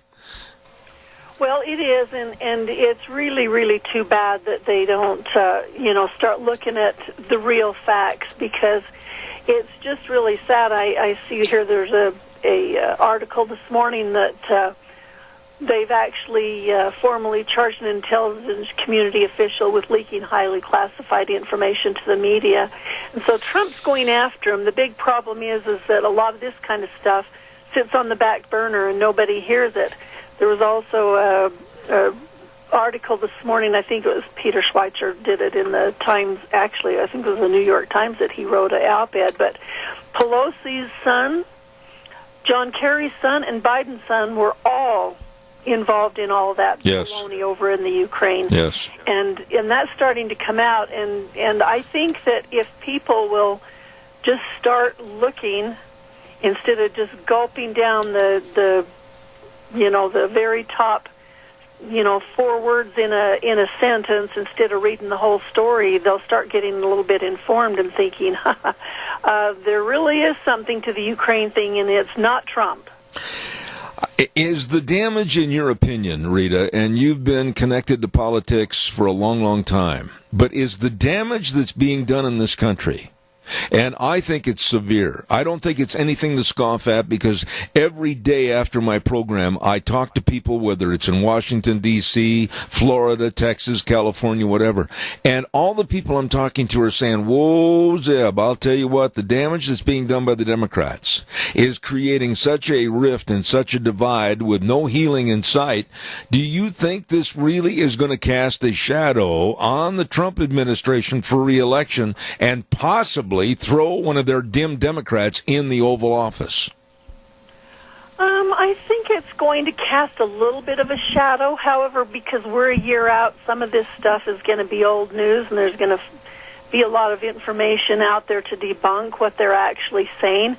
The big problem with the Democrats is they jump from one thing to the other. When they start hollering one thing and then Trump actually pulls his Trump card out and shows them, hey, I'm the one who's winning here, not you, then they kind of flee to the next little thing that they've got under their in their repertoire of trying to get him. Okay, let's pull this card out and let's see how far we can go with this one. And they're just floating around in Never Land trying to see if they can figure out something.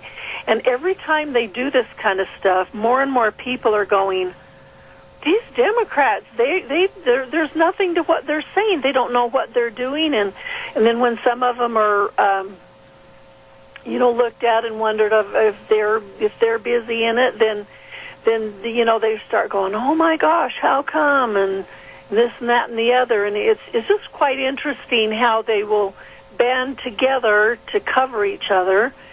But I can't believe in my wildest dreams why, when they're guilty of that, they accuse somebody else of that, because you know darn good and well that it's going to come back to you. Absolutely. And I think they're just so rabid that they can't think of anything else except, well, let's figure out what we can do next. Let's see what we can do next to cause problems, or certainly we can get him on this one, because they're having a lot of trouble with that. Absolutely.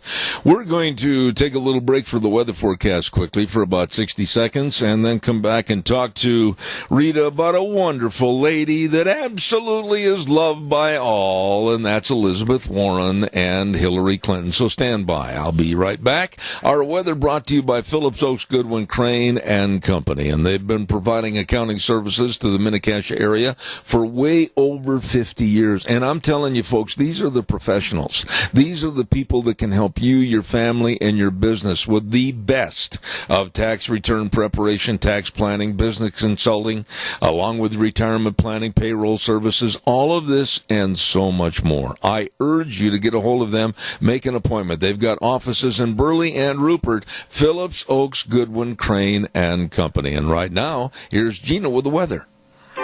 Here's a look at your weather forecast for today, and it's going to be a lot milder than what it was yesterday. We are expecting sunny skies, a light breeze out of the west at about 5 miles an hour. We are expecting a high of 40 tonight, nice and clear, low of about 17. For tomorrow, sunny skies, high of 51. Expecting an overnight low of 25 for Friday night. By Saturday, sunny, getting close to 60 degrees. By Sunday, mostly sunny. Highs are going to be in the mid-60s. And as we go back to work for Columbus Day Monday, mostly sunny skies, high of about 58. That's the look at your weather forecast for Zeb at the Ranch. Thank you very much, Gina. And again, I want to reiterate, our weather brought to you by people that really care, and they know how to help you, your family, and your business. Phillips Oaks Goodwin Crane and Company, with offices at 1710 Overland Avenue in Burley and 625th Street in Rupert. Call the best. Call the professionals, Phillips Oaks Goodwin Crane and Company. Rita, you and your family have been in business for almost 7 decades. And it's increasingly difficult with rules and regulations and taxes and everything else for businesses and people to survive. And then we hear in the last couple of days that Elizabeth Warren, on many of her plans to remake and reshape America, include the taxation of taking $48 trillion. Let me say it again because I can't even fathom it. $48 trillion to supplement her plans to reshape America. When you hear this, what are your thoughts?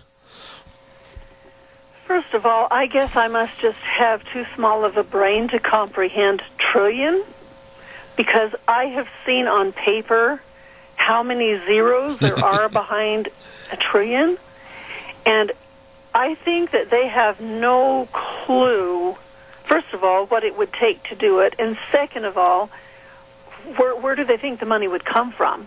I mean, do you just print it on the printing press and then all of a sudden you've got money and people will take it and use it? No, pretty soon it runs out and you can't even keep printing it.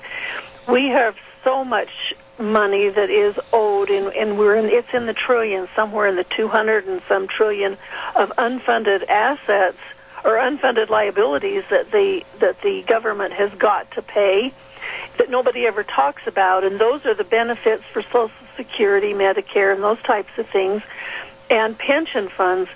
They never say, oh, that's included in the $22 trillion that we owe because we've overspent. There's tons and tons and tons of it. And then she wants to add on, they're just tossing around trillions like it was a few quarters. They don't have to, worry about whether they lose it or where it's going to come from. Well, we can come up with that. That's pretty easy. Well, they're going to find out that they can't let everybody do it, and they won't be able to do it, and they had no intention of it because all they wanted to do was shout something so they could be elected. They absolutely have no intention at all of following through and really doing it. When you look at the left and the Democrats that are going to be standing at the podium this next week, for another Democratic debate. Honestly, and I know I'm prejudiced. I don't like any of them. I don't respect any of them for their attitude and their viewpoints. But really, we're seeing Joe go down the tubes and go lower and lower. We're seeing Bernie with a heart attack, and his health is going to impinge on voters wanting to support him because they have a question mark behind whether he's going to be able to go. And then you see all the collective effort behind Elizabeth Warren, and she is a zero. I mean, she'll get torn apart for her plans and her trillions of dollars. Do you think that Hillary is going to get up out of the rocking chair and come back, or what are your thoughts? Actually, I thought it was quite interesting where she said, and it was kind of a slip of the tongue, but she said, well, I could beat him again. It's kind of like, you didn't beat him in the first place. So she's kind of, she's planning it. I think they're counting and looking and seeing if there's ways that they can do it. It looks like here that Feinstein is actually supporting Biden, so I think some of them are trying to bring Biden back, but I think it all has to do with I'm going to do this because you owe me to keep my mouth shut, because Feinstein's just as involved as Pelosi and other people with the China stuff and the sons and the kids and Feinstein is all tied up with her, you remember that aide that she had, that assistant that she had that was Chinese, and and he was involved quite deeply with that stuff, and that just didn't matter one bit. So I think to kind of keep her above water, she's trying to grab Joe Biden and say, well, I'll help you if you'll help me, and they're trying to keep things going. I would like to see Elizabeth Warren, the one who wins the Democratic nomination, because she won't win. She can't. She's got so much baggage that I just don't see how there's a way in the world that she could win. Caller, I'm only going to give you 1 minute because I'm almost out of time. Please, quickly, you're on the air. Thank you. Yes, good morning, guest. Do you feel that if the Democrats should get the podium or get the election this time, that the Wall Street would collapse? Rita, respond to the caller, please. Well, first of all, we know that Wall Street is going to collapse sooner or later, and we've already gone 10 years or 11 years since it happened last time. I think that it will. I will be surprised if the Democrats don't do something for it to collapse prior to the elections, mainly because that would be their only card of saying, well, Trump caused this, and so we've got a bad economy here, and da-da-da-da-da, and it's his fault that you all lost all your money, and try to make that happen. So I think that once they get in, they'll find it, but there are lots of Wall Streeters that are saying, hey, we like the economy the way it is. Just leave stuff alone, even though they normally support Democrats. Caller, thank you for your question. I appreciate it very much. Rita, I've got 1 minute left, and I've just got to ask you, this cloud, this ominous dark cloud that is floating over our nation right now with you know as well as I do, they're not concerned about whether or not Zelensky and Trump talked about anything on quid pro quo or not. They just hate Trump, so they want to throw him out of office and totally damage any chance for re-election. Is this dark cloud, in your opinion, are they going to win or are we going to lose? I mean, let's be blunt about it when we wrap the program up here this morning. I don't think they're going to win on that. I don't think it's going to be anything. It'll be water under the bridge too long ago. Okay. You can't know how much I appreciate coming on the radio and talking about this. I didn't get a chance to get into the NBA, so I'm just going to give you 15 seconds about the un-American, unpatriotic NBA and their greed for money. What are your thoughts, quickly? I really think that the majority of the people who watch the NBA and attend their games start doing just like they did with football. Football kind of had to go down to their knees and get their act together before people would start watching again. It's all about the money. Absolutely. And the people who watch are the ones with the money. Absolutely. Rita, God bless you. Have a great week, and thank you for your time here on the program this morning. Okay, thanks. All right, take care. Wonderful lady, Rita Ramsey, and I always look forward to Thursdays to having her on the program. Thank you very much.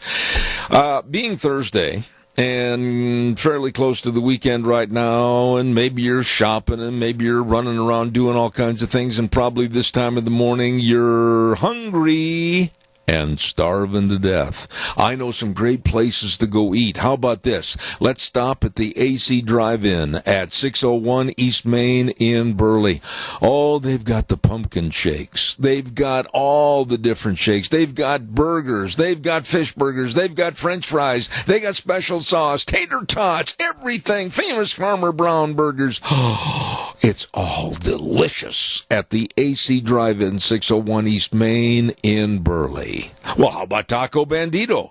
2301 Overland in Burley. They got the pumpkin empanadas. I love empanadas. They are fantastic. And the Taco Bandito, great place for you to get together with your friends for morning coffee and enjoy maybe a breakfast burrito of scrambled eggs, bacon, and sausage, cheese, onions, tomato sauce on a tortilla shell. Woo-hoo! What a way to start the day at Taco Bandito, 2301 Overland in Burley. Well, let's move over now to Burgers, Etc. 2 locations, 124 South Oneida in Rupert and 700 Overland in Burley. Corn dogs and burritos only $1.39 after 3 p.m. in the afternoon. Well, you can't beat that. And they're going to have the soup on the menu starting October 28th. Different soup every day. Keep checking it out. All the friendly people and great, great menu choices at Burgers, Etc. 124 South Oneida in Rupert and 700 Overland in Burley. And last but not least, Steve-O's at 290 South, 600 west of Heyburn. Food made the way you love it. They've got the new cheesy broccoli spuds, and they got the delicious buffalo burgers, and they've got cupcakes. Oh, they've got cupcakes galore, different flavor every week.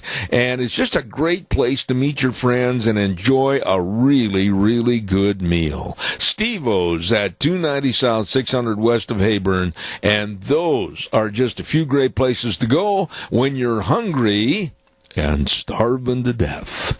We're going to take a little break. CBS News coming up. I'll be back in about 7.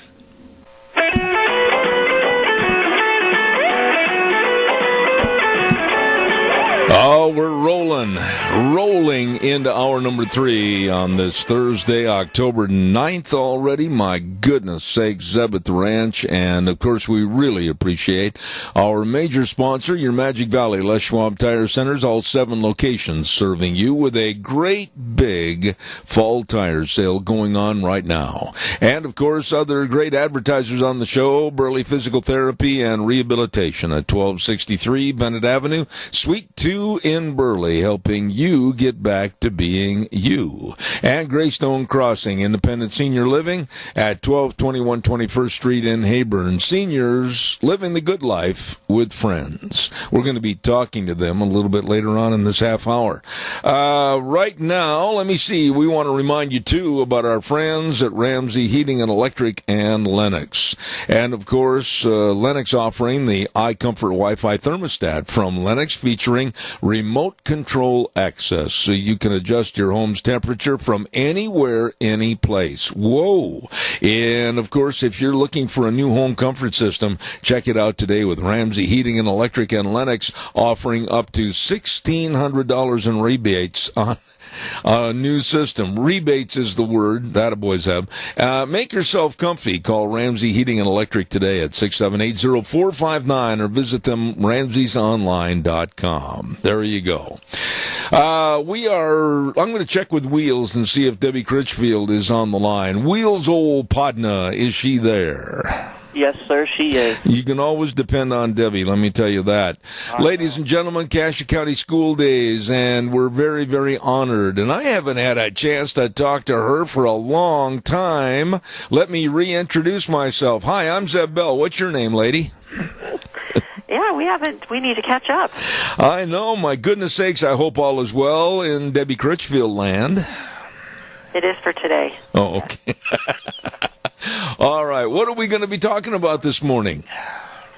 Dr. Shank is going to take himself on the road and speak to anyone that will listen, really, on what he's calling the State of the Schools address. It is not so much a review of what happened last year, but what the goals, initiative, priorities, strategies, etc., are for the coming year. Oh, okay. So basically, it's more of an effort to tell mom and dad and everybody else how things are going to be, and what the future looks like. Absolutely. Specifically on academics. School years are, you never know what's going to pop up, and we've certainly dealt with a number of things, and we've been the headline on many occasions over the last few years, but focusing back to what we really do, which is helping students learn, all students learn, is important to remind people that, yes, we deal with a number of other things, but our main priority and the board's priority is always the academic progress. What is, in your opinion, the status of Cache County schools right now? I know that you are very proud of what's going on. You're proud of the teachers and the leadership, but give us kind of an appraisal of what's going on. Well, I think if we start looking at our English language and math progress, we're nowhere where we need to be. And that's not just my assessment, but it is our board looked at the data, and our superintendent took them through that. We've got a lot of room to improve. We've made gains in some grades in some of these areas. Our science, we seem to be doing, we're on a good track with science.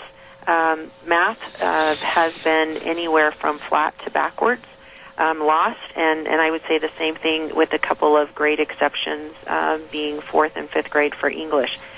And the fact that our board is looking at the data, I know that we have a tendency to be negative about testing and assessments, but that's how we know how we're doing. Mm-hmm. And for our board to take time at board meetings to look at this information and say, okay, we know that this is where we are and this is where we need to be.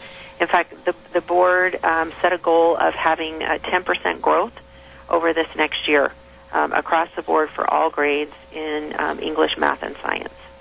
Let me ask you a question there, and I don't mean to sound naive on this, Debbie, but are there a series or sequence of red flags that pop up during the school year that says the phrase that you used just a minute ago, nowhere we want to be or need to be? I mean, how do you know before it's too late? Again, using assessments. At the beginning of the year, there are formative assessments that determine, where are we, how are we making, what's the baseline, and then we can assess throughout the year. At the end of the year, summative. Did we get where we need to be? And then you have interim throughout the school year to gauge that type of progress.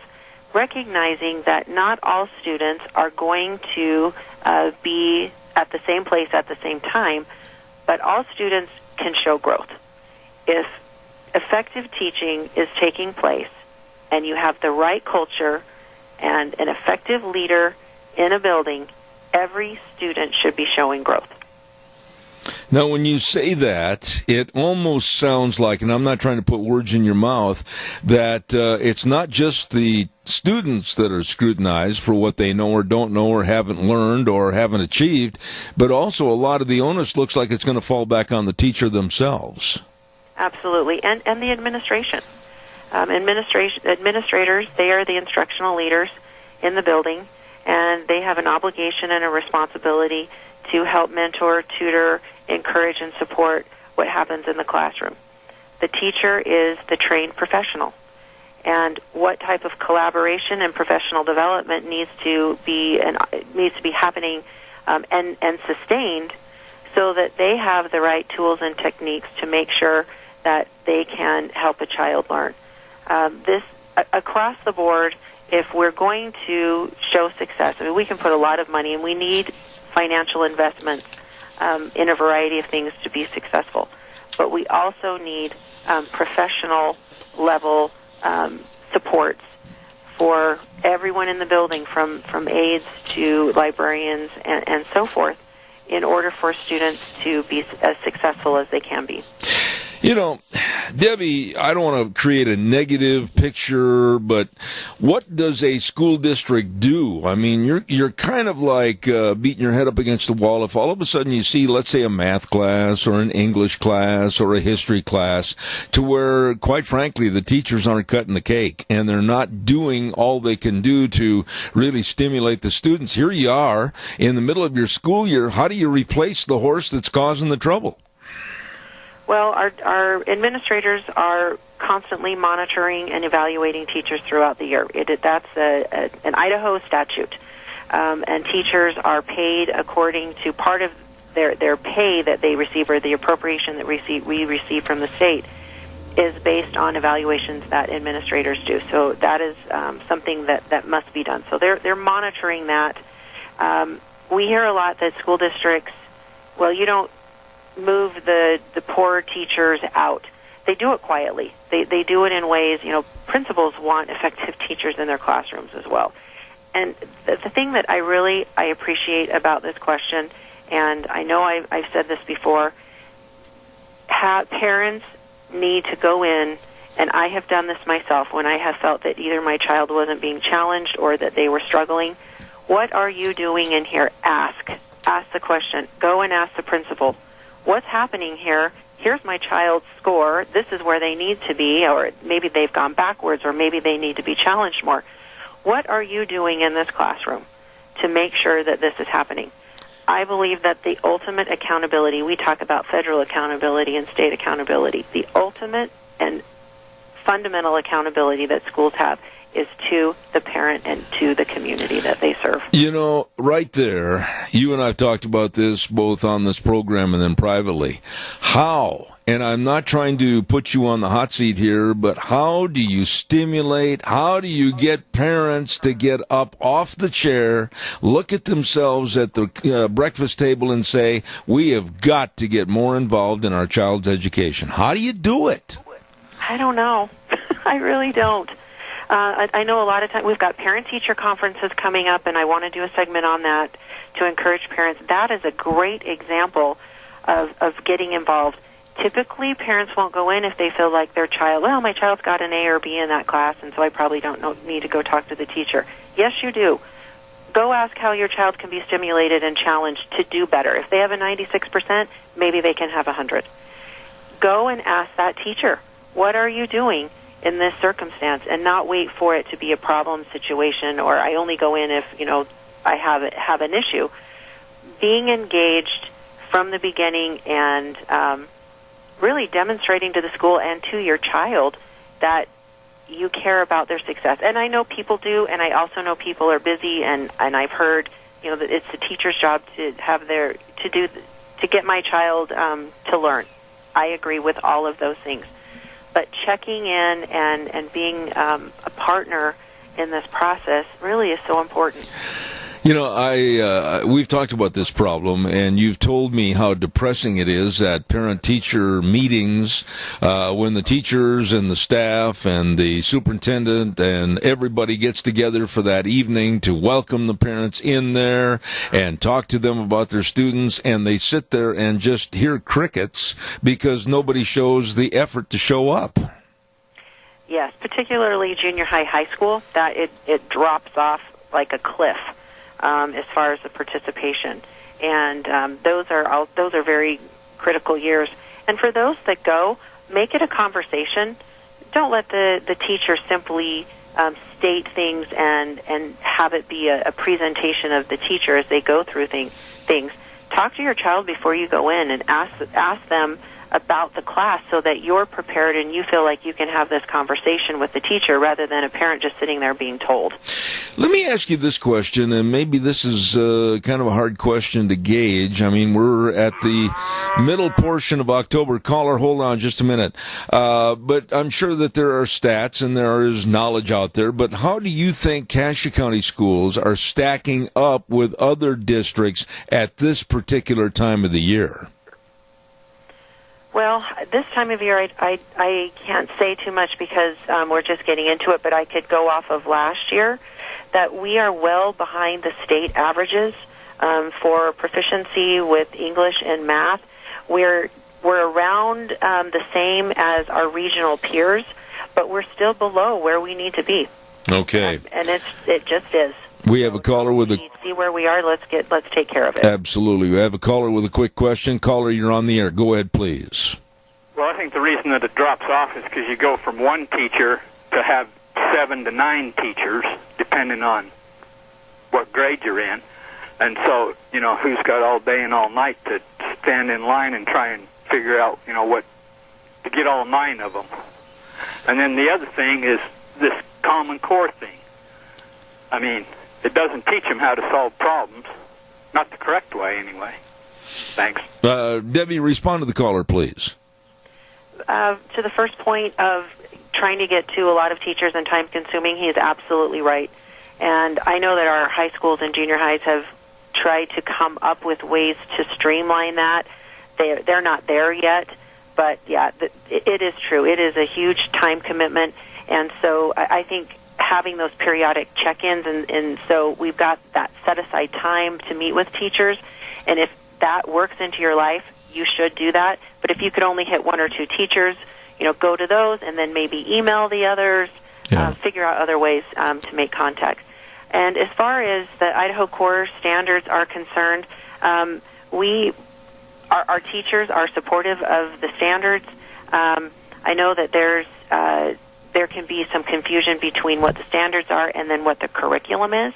The curriculum is locally determined by our board, and so if there's a concern with a particular textbook or something of that is something that parents can visit with teachers and principals about books, and the standards are what help guide a teacher to make sure that all first graders are on track where they need to be at that level. Okay. Going back to the issue of scheduling and trying to get all the teachers seen in one evening, etc., and I agree with the caller that it's really hard to sit there in the hall and wait when you may have to get up at 4 o'clock in the morning and go to work. Would there be a way that you could go on an alphabetized system to where A through D one night, E through whatever the next night, etc., and maybe make a week of it in trying to see the parents of these students? I'm sure that they could. I think for a parent to visit with a principal or say, look, I want to be involved, but I can't do it like this, and most can't. And so figuring out ways to be creative, I know that teachers, by and large, are flexible, that if you couldn't make the Thursday or Friday, that they would maybe meet after school or through email, reaching out and trying to figure out how to coordinate schedules can also be challenging, but pick the class or two maybe that your child needs more attention in, whether it's being more challenged or needing more support, may help prioritize who you go to. Debbie, I think the thing I admire about you is your straightforwardness, honesty, and integrity when you're talking about Cassia County schools and the education for the kids. I really respect you for coming on the program. Thank you so much. Well, we appreciate the time, and I will speak for our superintendent on our board that they know that a lot of progress needs to be made. They've looked at the information. They're studying the problem. They've put some initiatives into place this year that they believe will help them achieve that 10% growth. And then I would say as a community, we look to the board and we hold folks accountable in the sense that we say, how are you doing and what's the return on my investment? Absolutely. Debbie Critchfield, I'm going to let you state all of your titles. But your business card must run out of ink. No, I'm just kidding. Pardon me? I said, you probably don't have enough time. No, I'm teasing. Debbie Critchfield. Besides the Cassia hat, as you know, I'm a member of the State Board of Education, and in April was elected from my board to be the president. And so, I have a passion for education, and I believe local control is the best place to have that control, and that the community is where the accountability needs to lie. Absolutely. Well stated. Thanks, Debbie. God bless you. Thanks. Come back soon. Thank you. All right. Thank you very much. Every time I talk to her, I get a feeling of she really knows what's going on and is not afraid or at all inhibited in telling you the straightforward facts. I appreciate that.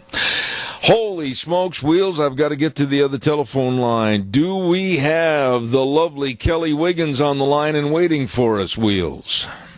Yes, sir, we do. You're doing good over there, McGee. I appreciate it. Ladies and gentlemen, it's been a couple of months now that we started advertising and telling you all about the beautiful location of Greystone Crossing Independent Senior Living at 1221 21st Street in Hayburn, with the tagline that I say every day, seniors living the good life with friends. And with us on the telephone right now, talking about Greystone Crossing, is Kelly Wiggins. Kelly, good morning. How are you? Good morning, Zeb. I'm doing great. We're doing great. We're a little chilly over here. Really happy we've got a good heating system. Let me tell you something, Kelly. You go ahead and call it chilly if you want to. This old fat cowboy's going to call it cold. It's cold. Okay. It's cold. Let me ask you this. You know, we had an opportunity a couple of weeks ago after Lunch Bunch. You and your husband were there, and we had you stand up and speak about Greystone Crossing. And then everybody was invited to go over and see the facilities. And Deanna and I jumped in the truck, and we went over there. I got to tell you that I was absolutely awed by the beauty and the simplistic usability. Does that come across right of Greystone Crossing for seniors? It really is laid out nice. Well, that's exactly what we were shooting for when we built this place. You know, just a place that looks like a home and not an institution. And I think with the warm colors and the furniture and only 4 rooms grouped together down small halls, that's what you saw is they're very nice, comfortable rooms and a common area that's very inviting to them to socialize with each other. Absolutely. Now, how do people make an approach to talk to you about their seniors, maybe their caregivers, and like we've been advertising for you that they're going to be out of town for a few days? I mean, what's the best way to find out more about Greystone Crossing? The best way is to call us at 208-650-4979 and make an appointment for us to meet you here. This is their home, so we don't have the doors open for anybody just to walk in anytime, but we'd be happy to meet you here. If you happen to be driving by our place on Alfresco Road or 21st Street, for those of you who aren't long-timers in the area, and you see the flag out that says open house, then just stop in, because we'll only have that flag out if we're here, and you can drop in and see us. But otherwise, call 650-4979. We'll be sure to meet you here. You could meet us for a meal. You could really meet us anytime. Bring your loved one or come on your own and scope it out first. You know, the thing I liked about the decor and the way that it's all put together, and then you and your husband, it is really a home environment, isn't it? It is. And one of the most enjoyable thing we see with our residents is watching us cook. The kitchen's an open concept with the dining room right next to it, and visiting while we're preparing meals or preparing snacks. And, you know, in my home growing up, in my mom's home and my grandmother's, the kitchen was the hub. That's where we gathered, that's where we hung out until we sat down and ate, and that's just kind of exciting too here, because I think that brings back a lot of memories, and they just enjoy the fellowship while they see it and they smell it. Absolutely. What are some of the other amenities that are offered for the seniors there at Greystone? Well, we'd like the seniors to be as independent as long as they can. So we have 3 different laundry rooms, and they can do their own laundry. Now, if they need us to help with their laundry or do it, then we're happy to do that. That they have the opportunity to do their own laundry, no extra cost. It's all included. In fact, we have one fee, and everything I mention is just included in that. We've mounted flat-screen TVs in each of the rooms, and they have cable provided as well as their Internet service. And those TVs can tilt either way wherever they're sitting in their room to watch that. So that's nice, and it doesn't require you bring your own that takes up different space on another piece of furniture. We have a bathing room. If they like to soak safely, then they could use our walk-in tub and take their bath that way. Not forgetting that each of the rooms has their own bathroom and their own barrier-free shower. It's a big tile shower and just very easy to to use and to access. Okay. You know, folks, I'm urging you, if you're at all inquisitive and are very, very concerned about the seniors in your family being in a home environment with their friends, this is the place to check on. Greystone Crossing Independent Senior Living at 1221 21st Street in Heyburn. And like Kelly had just said, the number to call and arrange for a tour, 208-650-4979. Kelly and Matt Wiggins over at Greystone Crossing, God bless you, and thanks for coming on the program this morning. Thanks so much, Zeb. You have a good day. All right. Thank you very, very much. It's a beautiful, beautiful place. I know I've been there, and I urge people to call and check it out. Greystone Crossing, Independent Senior Living over in Heyburn. Beautiful place. We're going to take a little break for a couple of minutes, and we're going to turn it back over to Wheels, and then we're going to come back with Dan Wass on our program talking about the Second Amendment and gun ownership, so don't go away. Zeb at the Ranch, I'll be back in about 3-4 minutes. And now, back to Zeb at the Ranch on AM 1230 KBAR. To reach Zeb, call 436-2244 or toll free 1-866-927-4587. And now, here is Zeb Bell. Oh, thank you very much. And into the home stretch we go. Last half hour of the program this morning. And I want to take just a moment, if I could, and really, really tell you about some friends of ours that are your electronic needs headquarters. I'm talking about Patterson's Electronics at 421 East Main in Burley. Curtis and Lorena and the staff are the nicest people, and they're serving you, like what I said, all your electronic needs. Home theater systems, video surveillance cameras for your property to keep you safe, car stereos and speakers, complete sound systems. Oh, and yeah, they've got all the TVs, too, by Samsung, Sony, Toshiba, LG TVs. You know what? They're open Monday through Saturday, 9 to 6 to better serve you, and I do urge you to stop in and work with some really nice people for your electronic needs at Patterson's, 421 East Main in Burley. Number to call, 678-6997. Right now, let's go to the phone line, and our next guest for the program this morning, I've had him on in the past, and he is the author of Good Gun, Bad Guy, Behind the Lies of the Anti-Gun Radical, and Good Gun, Bad Guy, Destroying the Anti-Gun Narrative. Dan Wass, how are you, sir? Good to have you on the program. Hey, Zeb, it's so great to be back on your show. I'm good. Everything's good. What are we talking about today? Guns and stuff? Yeah, I hope so, Dan. That's what I'm prepared for. What are your thoughts? I'll go and follow you down the trail anywhere. I'm open for anything. So what's on the agenda? I'm open and ready for anything. Well, the reason I wanted to have you on the air was talking about the Second Amendment this morning and the diminishment of that Second Amendment. And then also I wanted to get into that new movie, The Joker. So if that's all right with you, we'll start with the Second Amendment first. Sure thing. Absolutely. Across the, you're going to have to pardon me, during hay fever season when all the bean dust and the spud dust, I'm sorry, I'm a little coffee this morning. I apologize for that.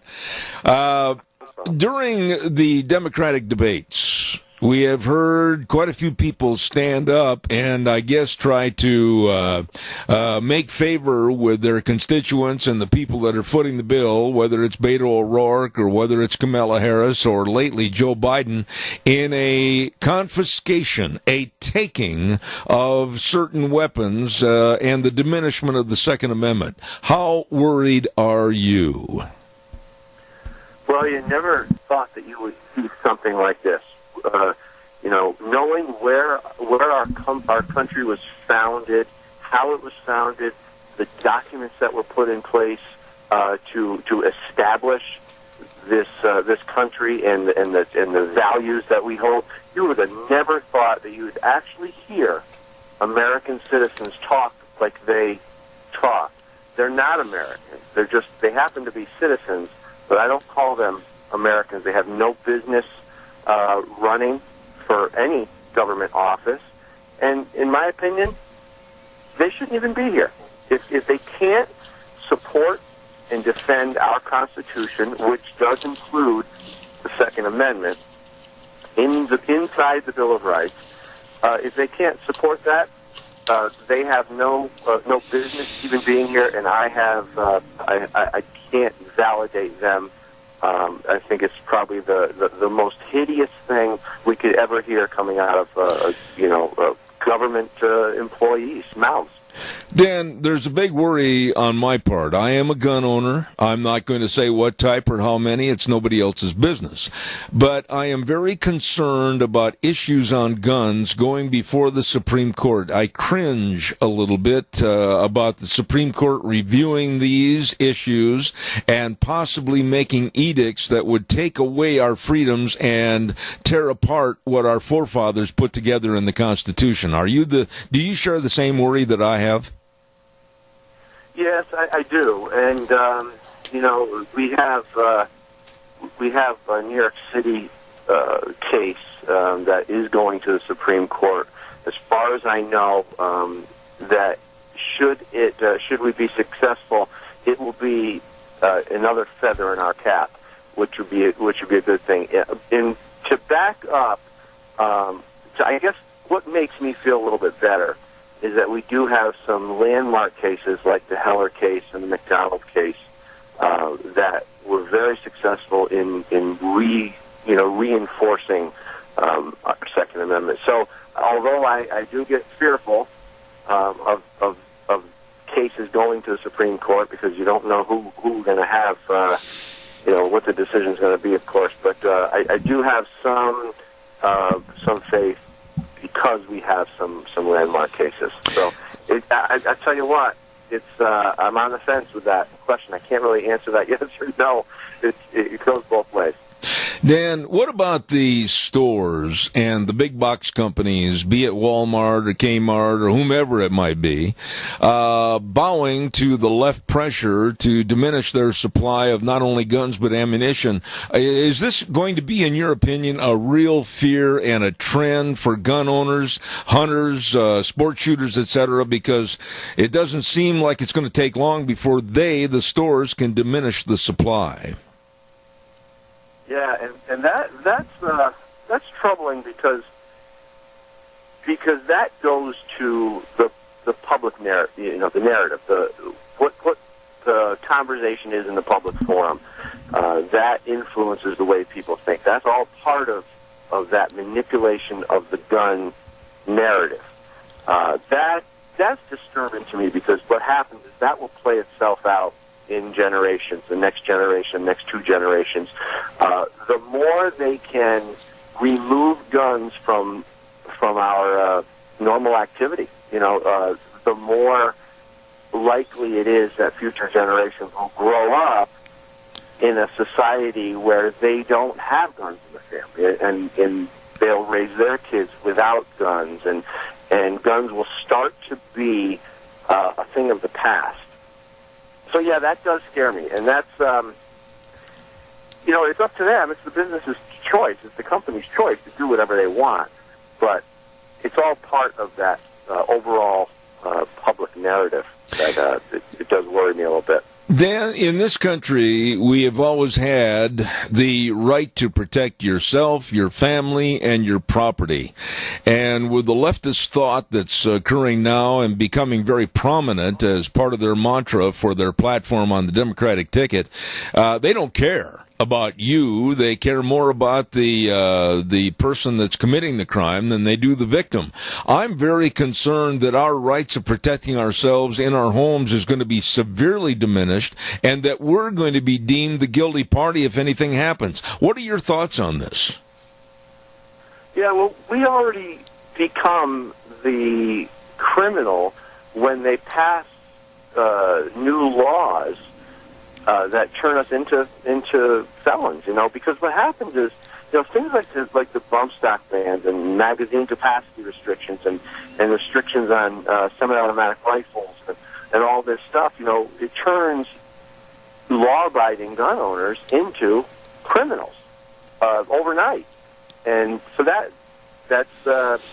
it's a terrible thing that we have to endure that sort of violation, but it's important that we all fight back because, if we don't, they're going to run roughshod over us, and I won't have it. So I will try to encourage as many people as possible to call your senators. Make your voice publicly known. Get on radio shows and write articles and stories, and do whatever you have to do to get the message out. And support your pro-gun organizations like if you choose like the NRA, like Gun Owners of America, Second Amendment Foundation.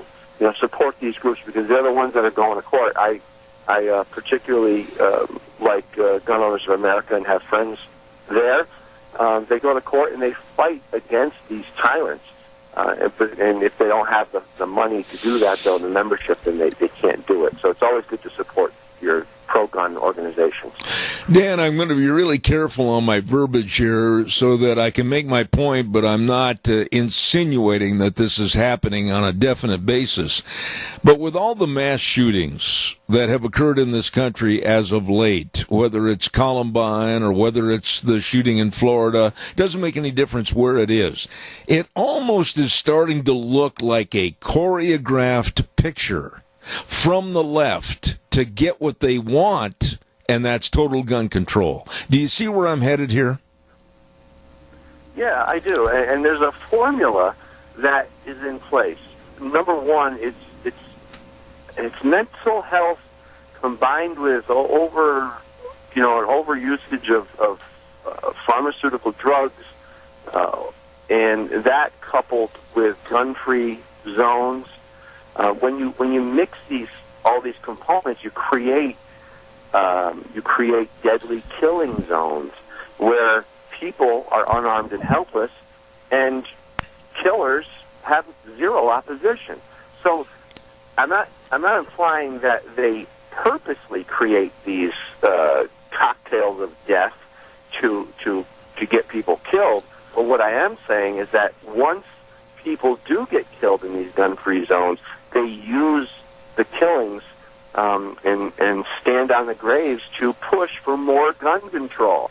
So it seems like the numbers are working in their favor to push for more gun control. And these are some of the things we have to stop. We have to get to the causes of violence in America, human violence. There's no such thing as gun violence. We have to get to the causes of human violence, and we have to get rid of these deadly gun-free zones. That will be a good start. Okay, that dovetails right into the second part of what I wanted to talk to you about this morning.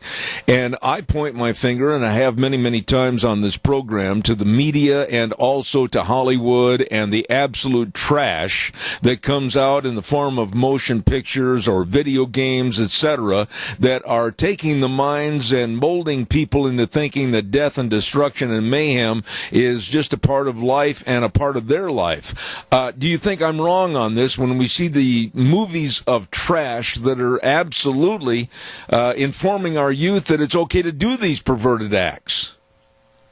Yeah, and I always thought that, with some of the video games and things like that. But then on the other hand, I don't want to put in place policies that would restrict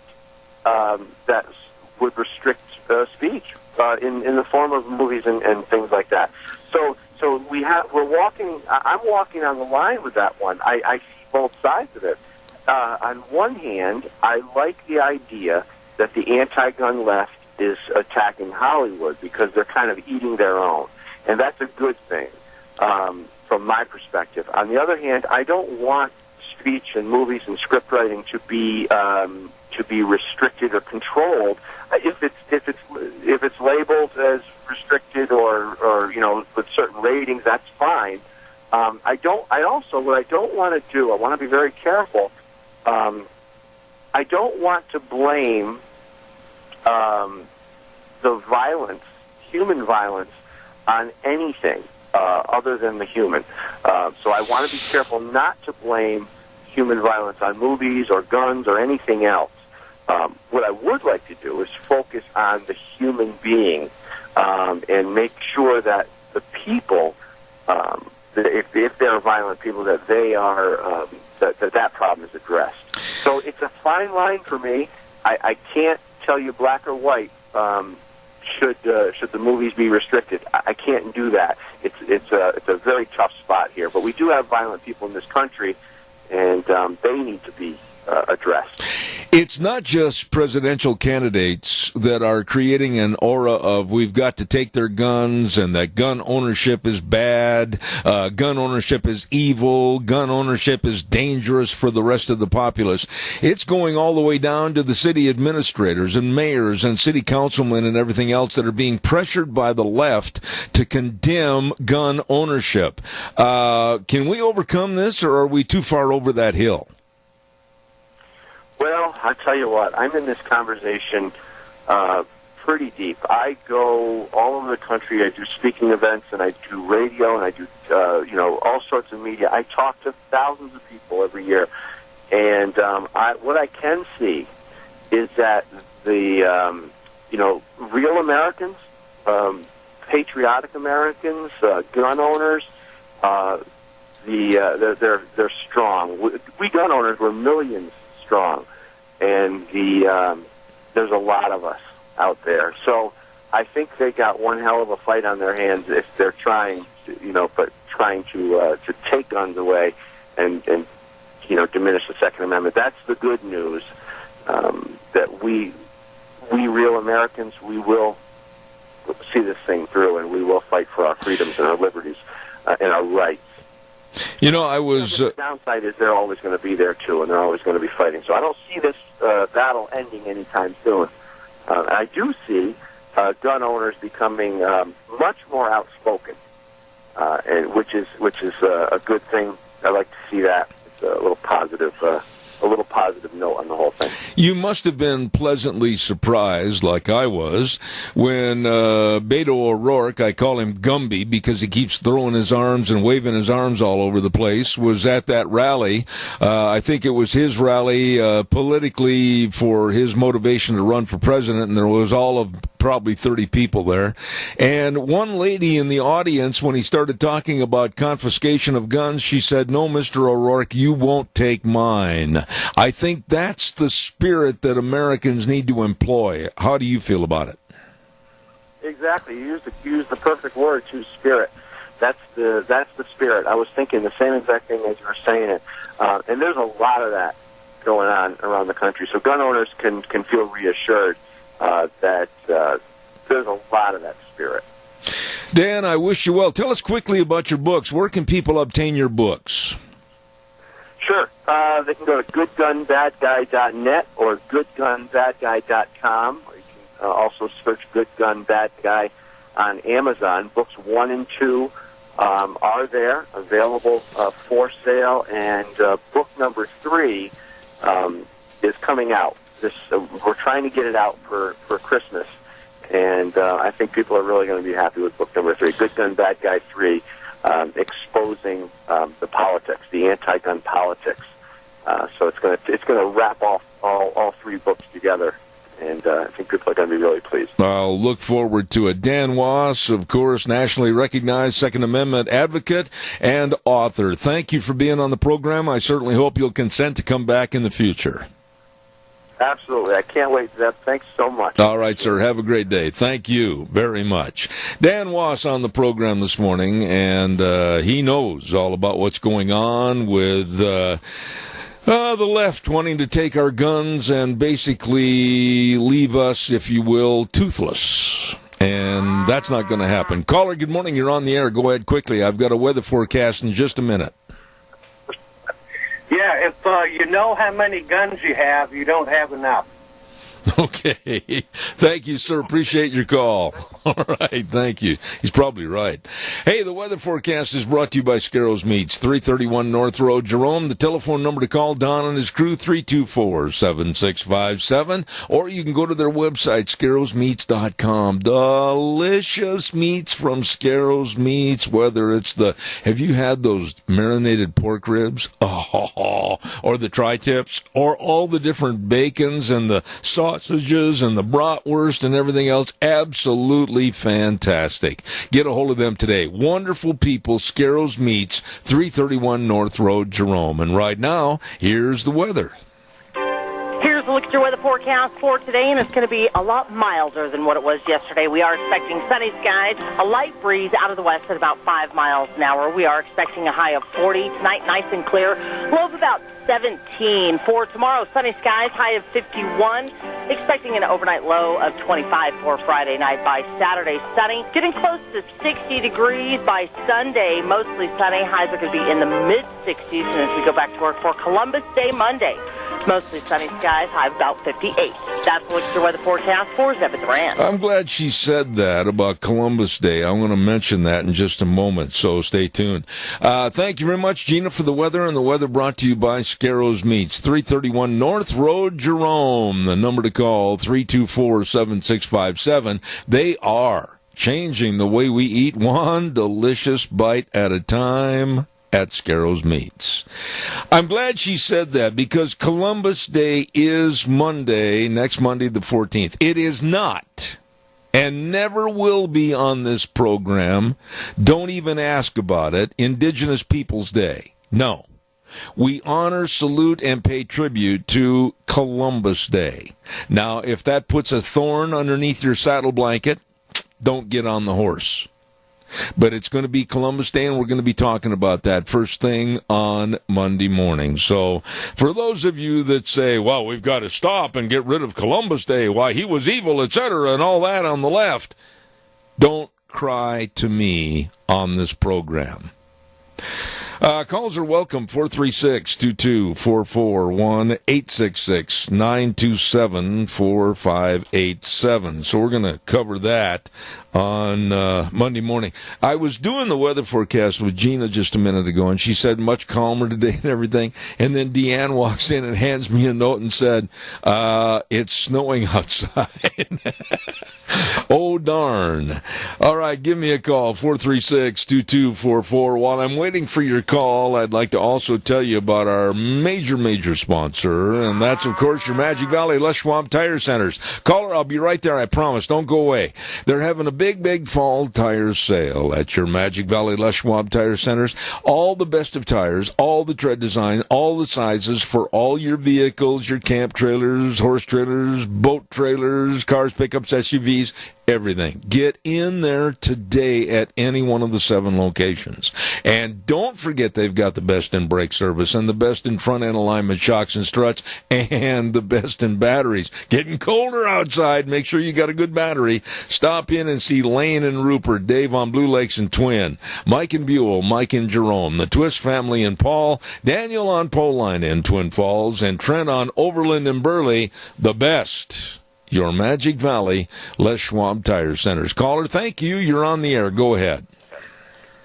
Yeah, did you hear Gavin Newsom lecturing Pacific Gas and Electric about mismanagement? Hey, dude, have you went back home and looked at what you did to San Francisco? Look at what's happening to California and the legislation they're putting in, about this and that has nothing to do with fiscal responsibility. I mean, you just can't even hardly believe it. If the legislature, the government, the state government of California was your neighbor, they would be the trash heap neighbor that never cleans up, couldn't pay his bills, doesn't feed his horses, doesn't mow his lawn, his kids are all in jail. That would be your neighbor, the California government. Randy. One more. Go ahead. Well, just so you know, so this environmental thing, it's such a good thing. Did you notice over there by the canyon rim, they've got 6 chargers set up there so you can charge up your electric car? Do you know what it's going to cost to replace the battery on your electric car? I honestly don't know what the costs are on those batteries. I'm scared to ask you. Do you know? How much? $33,000. You're talking for a battery? Hold on a second. We can't talk over each other. You said $33,000 to replace a car battery on an electric car. Is that what you said? Yes. Do you mean to tell me that my little ever-ready 4A batteries aren't going to do it? I tell you what. And then the toxic waste from a battery is when they don't know what to do with the old ones. You can't take them down and have them run down by your local dude that takes your batteries out of your power tools. This is a different thing. It's not the toxic waste of the batteries that scares me. It's the toxic waste of the Democrats. I got to run, Randy. I'm late, buddy. Thank you so much. Appreciate it. Ay, my grandmother used to say years ago. Hey, we're going to wrap things up for this week and wish you a very good weekend. Hopefully it'll warm up a little bit. Yes, I've got my long handles on today. I'll tell you that for sure. We always end the program by saying the way things were are the way things ought to be. And the 4 words that we adhere to on this program at the end of the show, in God we trust. God bless you. See you next Monday at 8:06. Wheels, have a good weekend.